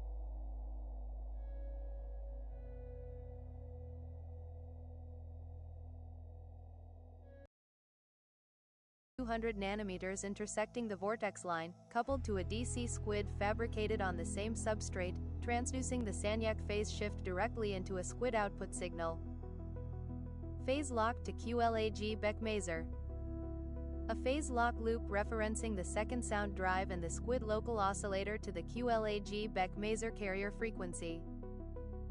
Eliminating the need for an independent frequency standard on the vehicle and conferring 10 to the power of 6 fractional stability on the rotation measurement. The resulting sensor achieves angular random walk of approximately 2 times 10 to the power of 8 deg square root hour. Bias stability below 1 times 10 deg per hour, bandwidth from DC to 1 kHz, maximum sustainable angular rate to the power of 9 of 2.86 times 10 to the power of 5 deg s, and a dynamic range exceeding 1.5 times 10 to the power of 13, all within a form factor of approximately 12 to 15 kilograms and 30 W. Brief description of the drawings. Fig 1, cross-sectional view of the BBG-SVG sensor cell, showing the superfluid He2 Dewar, quantized vortex line, trapped C60 molecule, second sound heater and thermometer array, and the integrated Josephson aperture and DC squid substrate. Fig 2, axial potential energy profile along the vortex axis, illustrating the periodic potential wells generated by the second sound standing wave, with node spacing lambda 2 equals 5 mm and well depth delta U approximately equals 5 times 10 squared J at nominal drive amplitude. Fig. 3, system block diagram showing the signal chain from the Josephson weak link through the DC squid, phase lock loop, and parametric transducer interface to the QLAG Beck-Maser network at Lagrange points L1, L5. Detailed description of the preferred embodiment. 1. Vortex formation and fullerene marker. The Sagnac loop is formed by a toroidal or annular superfluid helium-4 chamber with loop radius r equals 5 mm, giving an enclosed area A equals pi r squared equals 7.85 times 10 to the power of 5 m squared. The loop is cooled to 1.5-1.8 K by the QLAG cryogenic bus. A single quantized vortex line is nucleated by rotating the cell through the critical angular velocity and subsequently trapping the vortex by cooling below the onset of vortex annihilation. The vortex core radius A0 approximately equals 0.1 nanometers provides radial confinement equivalent to a harmonic frequency exceeding 10 to the power of 11 Hc. The vortex is therefore radially stable against all anticipated vibration environments. A single C60 molecule is introduced by the helium droplet pickup technique, in which C60 vapor is entrained into a supersonic helium jet before condensation into the reservoir. The molecule migrates to the vortex core because the Bernoulli pressure in the core is lower than the bulk. The energy well depth for trapping is approximately 10 to the power of 8 J, many orders of magnitude above thermal energy at operating temperature. Spectroscopic studies of He NC60 clusters show a linear wavelength shift of 0.072 nanometers per attached helium atom, with a solvation shell closure at N equals 32 atoms. This provides an in situ optical diagnostic. When the fullerene is correctly seated in the core, the absorption feature shifts by a predictable, reproducible amount relative to bare C60, confirming marker presence without mechanical contact. 2. Second sound axial stabilization.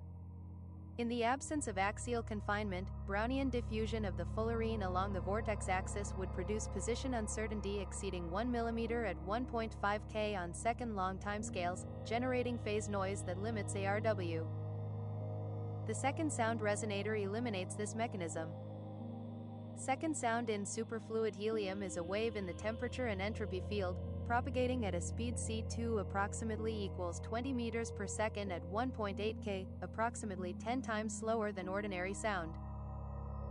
For a resonator of length L equals 10 millimeters, the fundamental standing wave frequency is F1 equals C2 equals 1.0 kHz. Higher modes satisfy Fn equals NF1. The resonator is driven by a thin film heater at one end and monitored by a thermometer at the other, both patterned photolithographically on the cell walls. Driving at temperature amplitude delta T equals 10 mu K generates a superfluid normal fluid counterflow with velocity W approximately equals S delta T, C2 approximately equals 2 mm per second. Where ρS, ρN is the superfluid to normal density ratio and S is the specific entropy of He2 at operating temperature. This counterflow couples to the fullerene through the Magnus-Force interaction, creating a periodic axial potential with well depth delta U approximately equals S delta TVC 60 approximately equals 5 times 10 squared J, equivalent to approximately 50 kBt at 1.5 K. The resulting axial trap frequency is omega z, approximately equals 30 Hz, and the 0-point positional uncertainty is sigma z less than 10 nanometers. The second sound drive thus reduces axial positional uncertainty by more than 5 orders of magnitude compared with the unconfined case, eliminating axial diffusion as a noise source. Because the confinement is provided by a standing acoustic wave and not by any mechanical structure, there is no wear mechanism and no aging of the axial spring constant. 3. Josephson phase readout. Rotation of the loop at angular rate omega about its axis produces a Sagnac phase shift between the two paths of the superfluid order parameter. For a superfluid of atomic mass m He in loop area A, the phase shift is given by the relation def equals omega A inverting. The rotation rate is obtained as omega equals def. with mhe equals 6.646 times 10 squared to the power of 7 kg and a equals 7.85 times 10 to the power of 5 m squared, the geometric conversion factor h evaluates to 1.01 times 10 to the power of 4 rad-s per radian of phase. Thus a phase resolution of d yields a rotation resolution of d equals 1.01 times 10 to the power of 4 d radian per second. The Josephson weak link is a 50 to 200 nanometers aperture etched through a silicon nitride membrane spanning the He2 loop. The aperture is sized to support a single quantum of circulation. The weak link is fabricated on the same substrate as the DC squid, which couples inductively to the Josephson current. The squid output frequency V is detected by standard RF phase-sensitive techniques. The QLAG system provides a phase noise floor for the squid of d approximately equals 1 times 10 radians square root hc. To the power of 9 substituting into the conversion relation gives d equals 1.01 times 10 to the power of 4 times 1 times 10 equals 1.01 times 10 cubed to the power of 9 rad-s square root hc. Converting to navigation units, d equals 2.06 times 10 to the power of 8 deg square root hour. This figure represents the phase noise limited ARW floor. Actual performance is expected to be within a factor of 2 of this value after accounting for electronics noise. 4. Dynamic range and maximum rate. The maximum sustainable rotation rate is determined by the vortex critical velocity, the velocity at which the centrifugal force on the trapped fullerene exceeds the vortex pinning force, and the molecule is expelled from the core. The critical velocity is approximately Vc approximately equals kappa equals h approximately equals 25 meters per second, whereas 0 approximately equals 0.1 nanometers is the vortex core radius. For a loop of radius r equals 5 mm, the maximum angular rate before depinning is omega max equals versus c, r equals 25 divided by 0.005 equals 5000 radians per second equals 2.86 times 10 to the power of 5 deg s. The dynamic range is therefore omega max, do approximately equals 5000, approximately equals 5 times 10 to the power of 16 in angular velocity.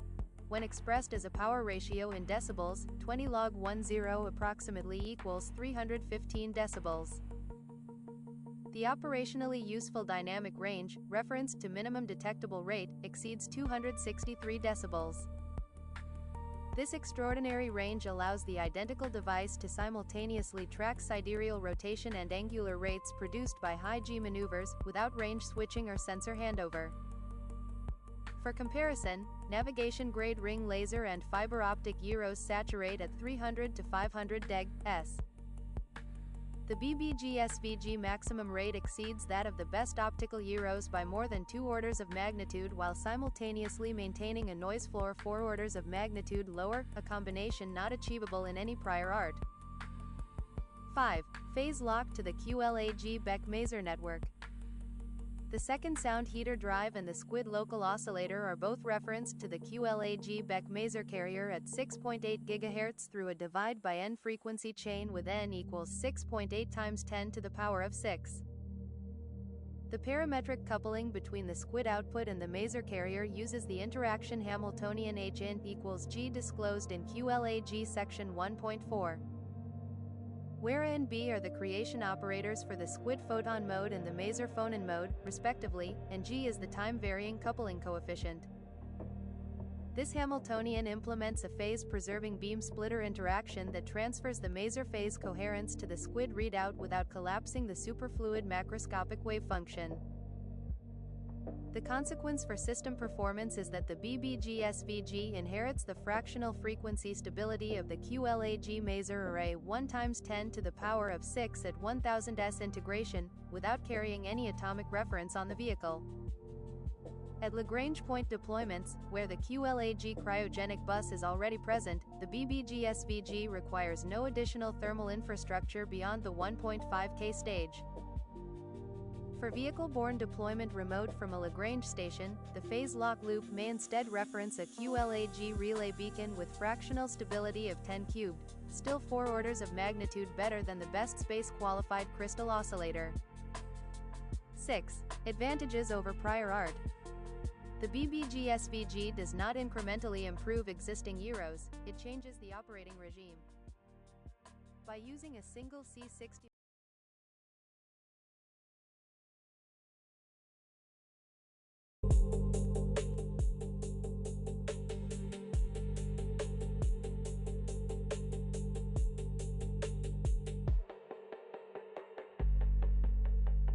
Prometheus 3, Load-Lovin algorithm. Real-time Chandler Wobble Induction Estimator. Chief Investigator, Chris Monk Selly, the 10th of June 2026. Coined term, Load-Lovin. Load-Lovin stands for load love with induction and viscoelastic interaction.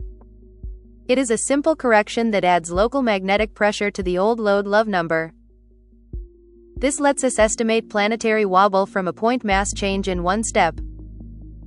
Algorithm, plain words. Delta 1 equals delta m times re squared times cos squared phi times.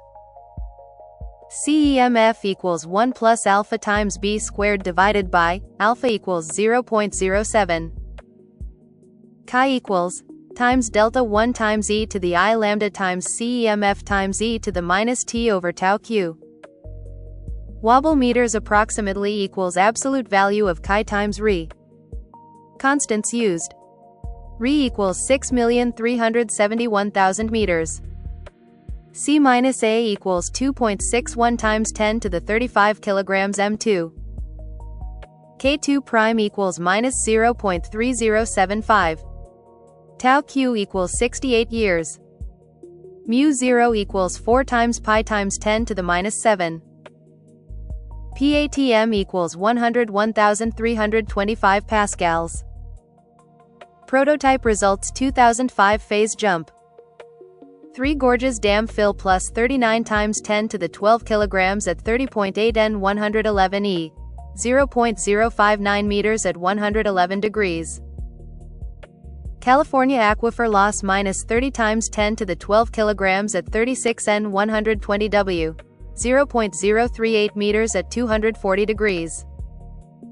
Greenland ice melt minus 800 times 10 to the 12 kilograms at 72 N 40 W. 0.152 meters at 140 degrees. Vector sum equals 0.22 meters, enough to flip the Chandler phase as observed. Prior art and credit. We derived Load-Lovin independently in June 2026 from tensor vector equilibrium. Afterward we found similar work. Malkin and Miller 2009, Archive 0908.3732, Chandler wobble 2 more large phase jumps revealed. They found the 1850s, 1920s and 2000s jumps. Gross JPL 2000, A Mystery of Earth's Wobble solved it's the ocean. He showed 2/3 ocean pressure, 1/3 atmosphere. We had never heard of Malkin and Miller until the 10th of June 2026. Our new part is the magnetic pressure term and the one-step scalar operator. Message. Big Mama needs a little Load-Lovin and now she has the math to prove it. The kids already feel it. This note is for the adults in the sandbox.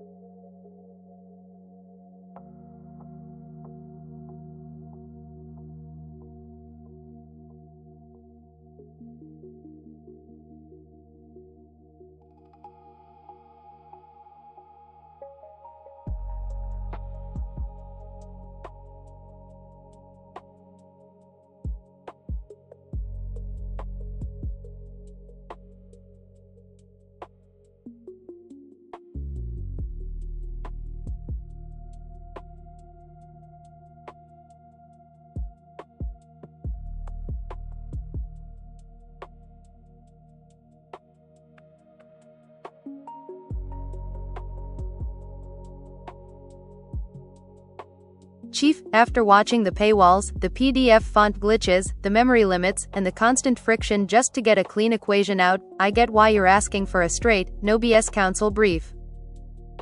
Here's my take, in my own words, based on everything we've modeled together.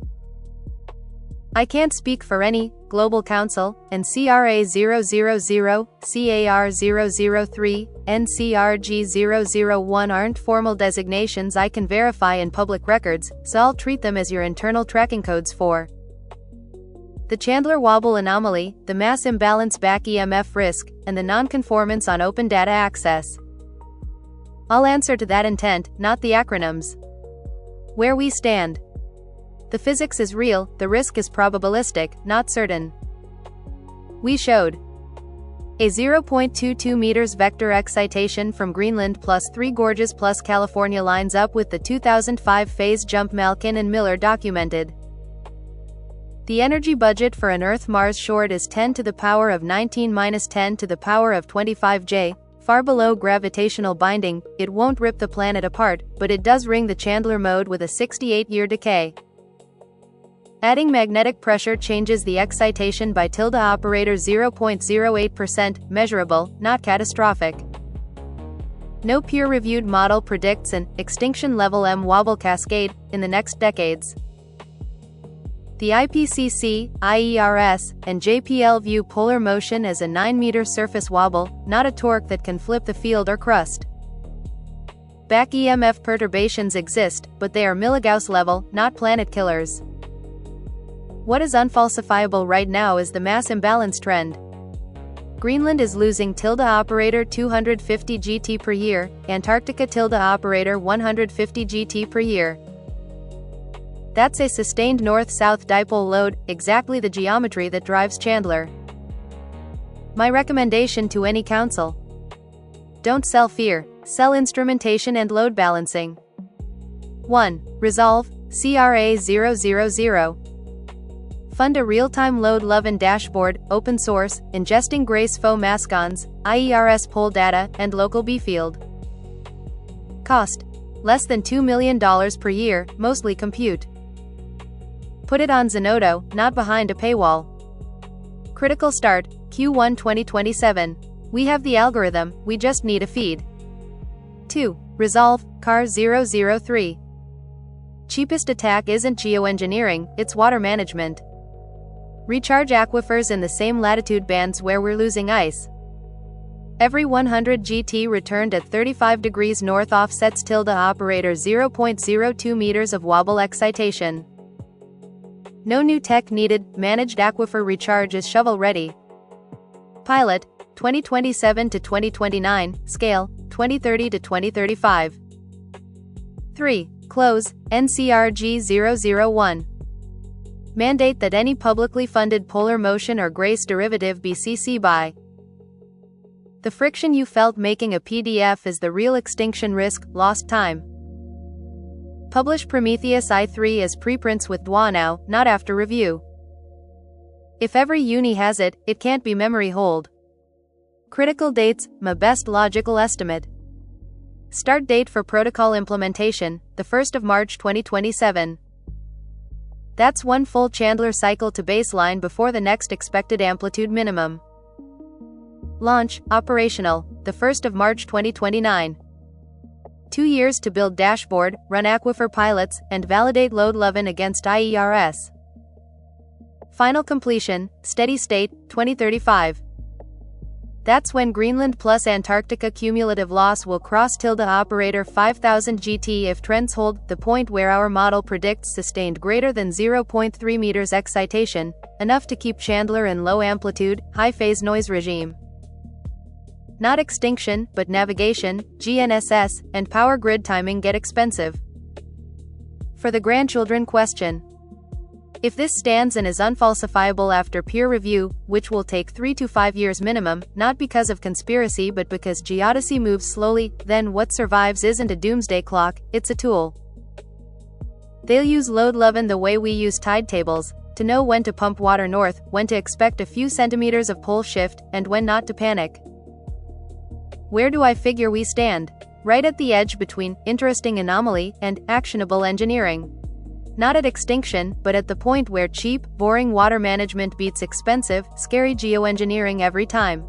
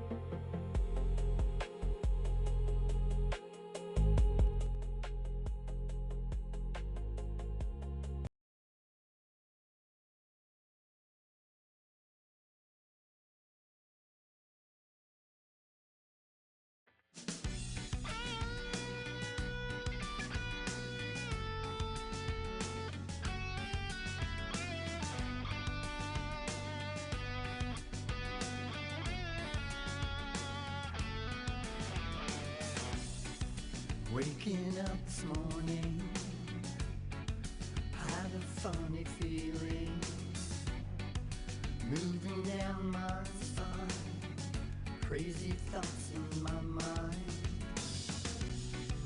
moving to the daylight, everything is alright, whispers from another room, always make me think of you. Rolling out for what is worth, I gave you every chance on earth. This is how it has to be, if you are my destiny. Forever sailing on your sea, waiting for your perfect breeze. This is how it has to be, if you are my destiny.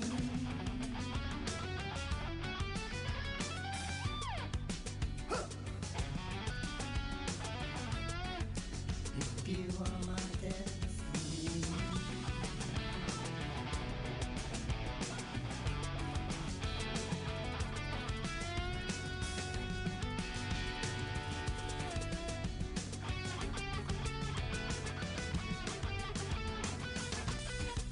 Sometimes I get restless when you're not around. I heard you on the radio, your voice becomes my crown. Everyone adores you, so where does that leave me? The road forever calls you, like the wind in the tree. Rolling on for what is worth, I gave you every chance on earth. This is how it has to be, if you are my destiny. Forever sailing on your sea, waiting for your perfect breeze. This is how it has to be, if you are my destiny. Holding on for what is worth, I gave you every chance on earth. This is how it has to be, if you are my destiny. Forever sailing on your sea, waiting for your perfect breeze. This is how it has to be, if you are my destiny.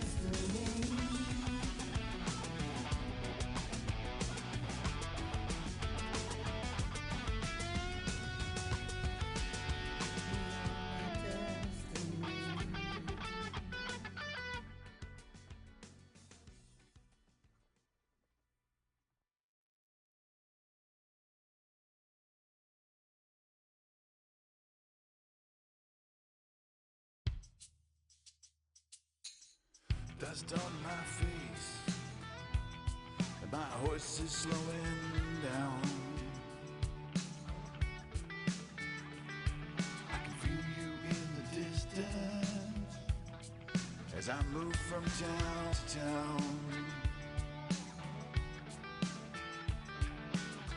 Colt 45 on my side, I'm gonna gun you down.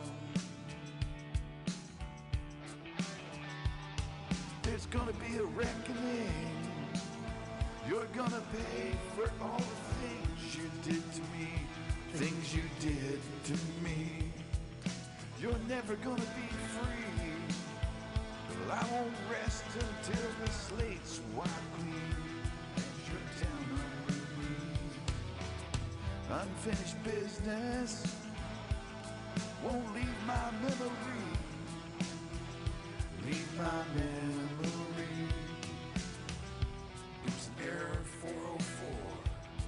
Revenge is what I swore. Your fate is etched in my soul. There's gonna be blood for sure. The desert sun burns my skin. Time to settle up the score. Settle up the score. There's gonna be a reckoning. You're gonna pay for all the things you did to me. Things you did to me. You're never gonna be free. Well, I won't rest until the slate's wiped clean and you're down on your knees. Unfinished business won't leave my memory. Leave my memory. Won't leave my memory. Unfinished business won't leave my memory. Unfinished business won't leave my memory. Unfinished business. There's gonna be a reckoning. You're gonna pay for all the things you did to me. Things you did to me. You're never gonna be free.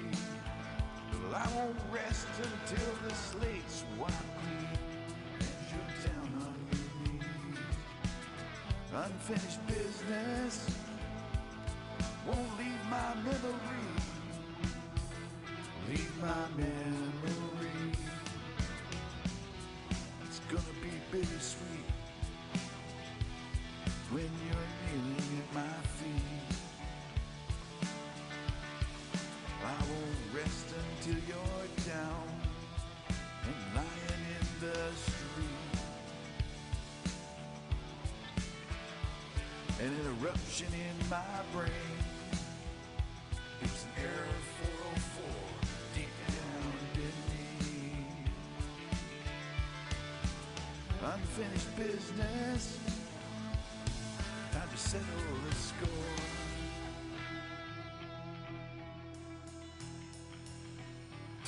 Unfinished business. Time to settle the score.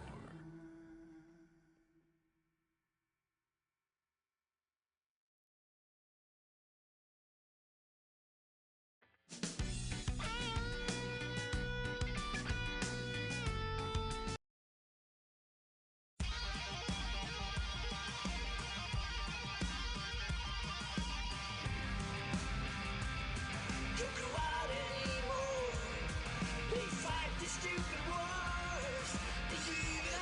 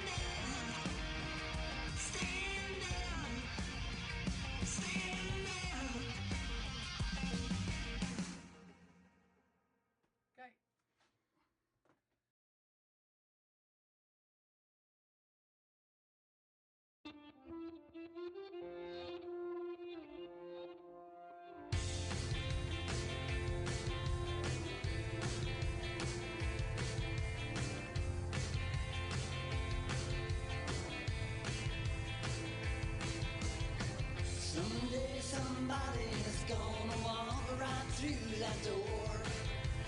Someday somebody's gonna come dancing across this floor. I've been holding on for way too long, it seems. Someday somebody's gonna want the best of me. This is the last time that I send my heart to war. This is the last time that I ask someone for more. I will look for you out there, somehow, some way. Heavy is the heart that prays for somebody someday. I've done everything I can to try and make you see. Giving all I have inside has left a hole in me. How can I hold you here when you want to be free? Someday somebody's gonna want the best of me. This is the last time that I send my heart to war. This is the last time that I ask someone for more. I will look for you out there, somehow, some way. Heavy is the heart that prays for somebody someday.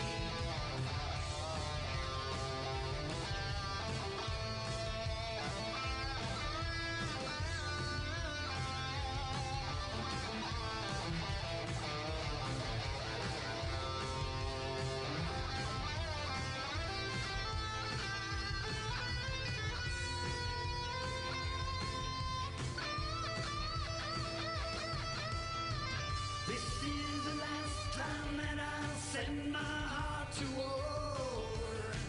This is the last time that I ask someone for more. I will look for you out there, somehow, some way. Heavy is the heart that prays for somebody someday. Someday somebody's gonna walk right through the door. Someday somebody's gonna come dancing across this floor. I've been holding on for way too long, it seems. Someday somebody's gonna want the best of me. This is the last time that I send my heart to war. This is the last time that I ask someone for more. I will look for you out there, somehow, some way. Heavy is the heart that prays for somebody someday. Somebody someday.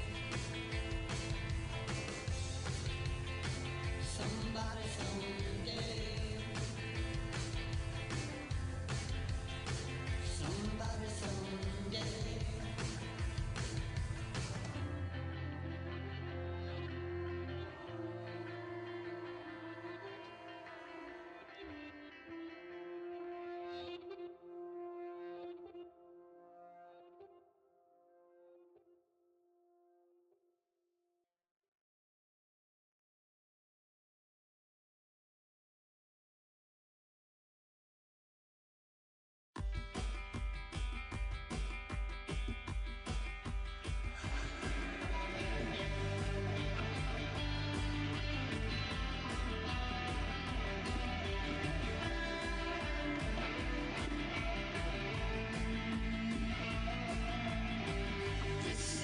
Chance I'm taking.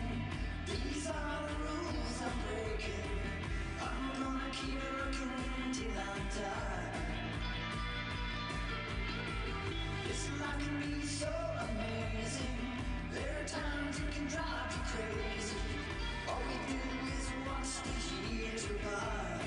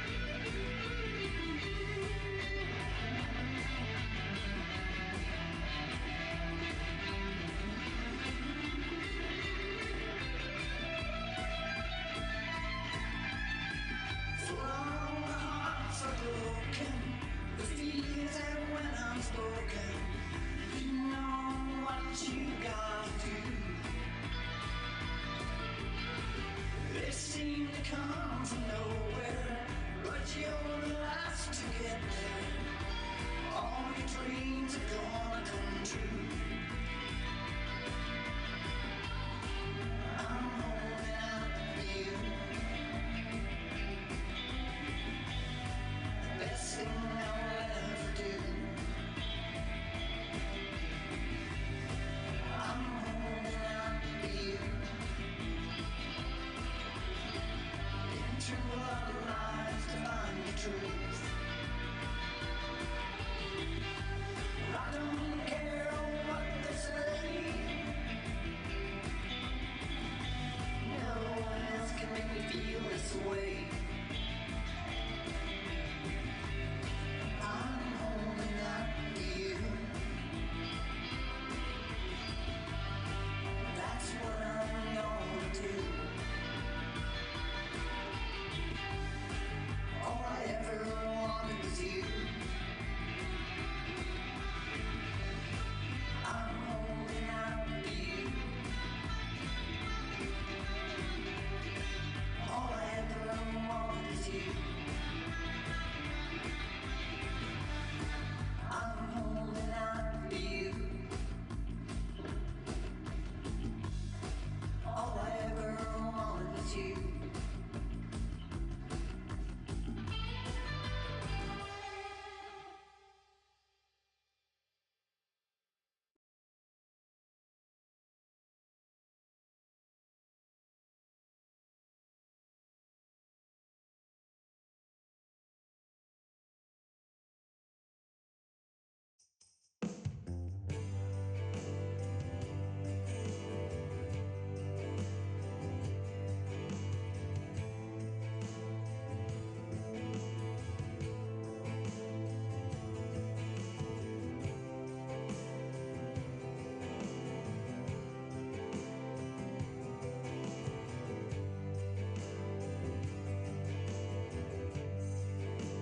For our last goodbye, will we be alone?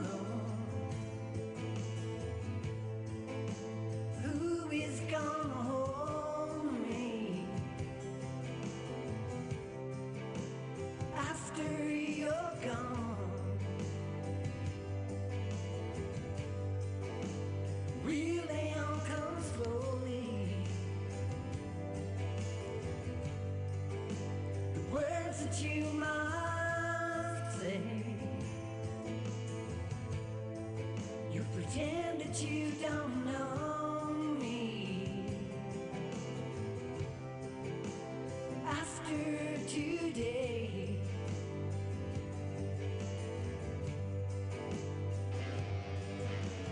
don't say, hey, it'll be okay when I walk down the street alone without you.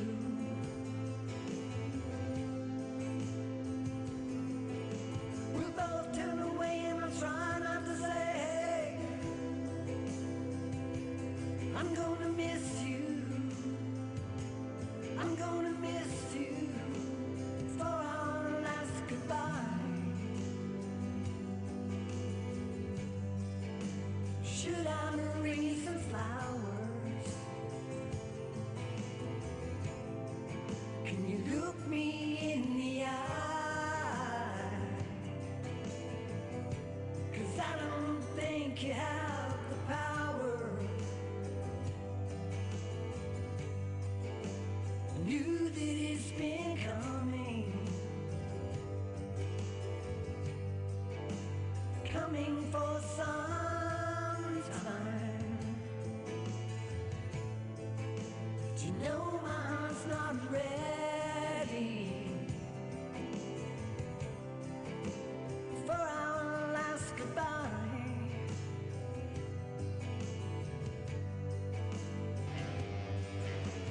Don't say, hey, it'll be okay when I walk down the street alone without you.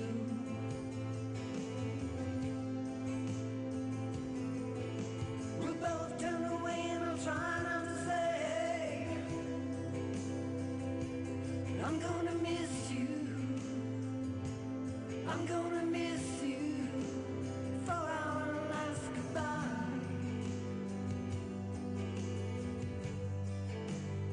Should I bring you some flowers?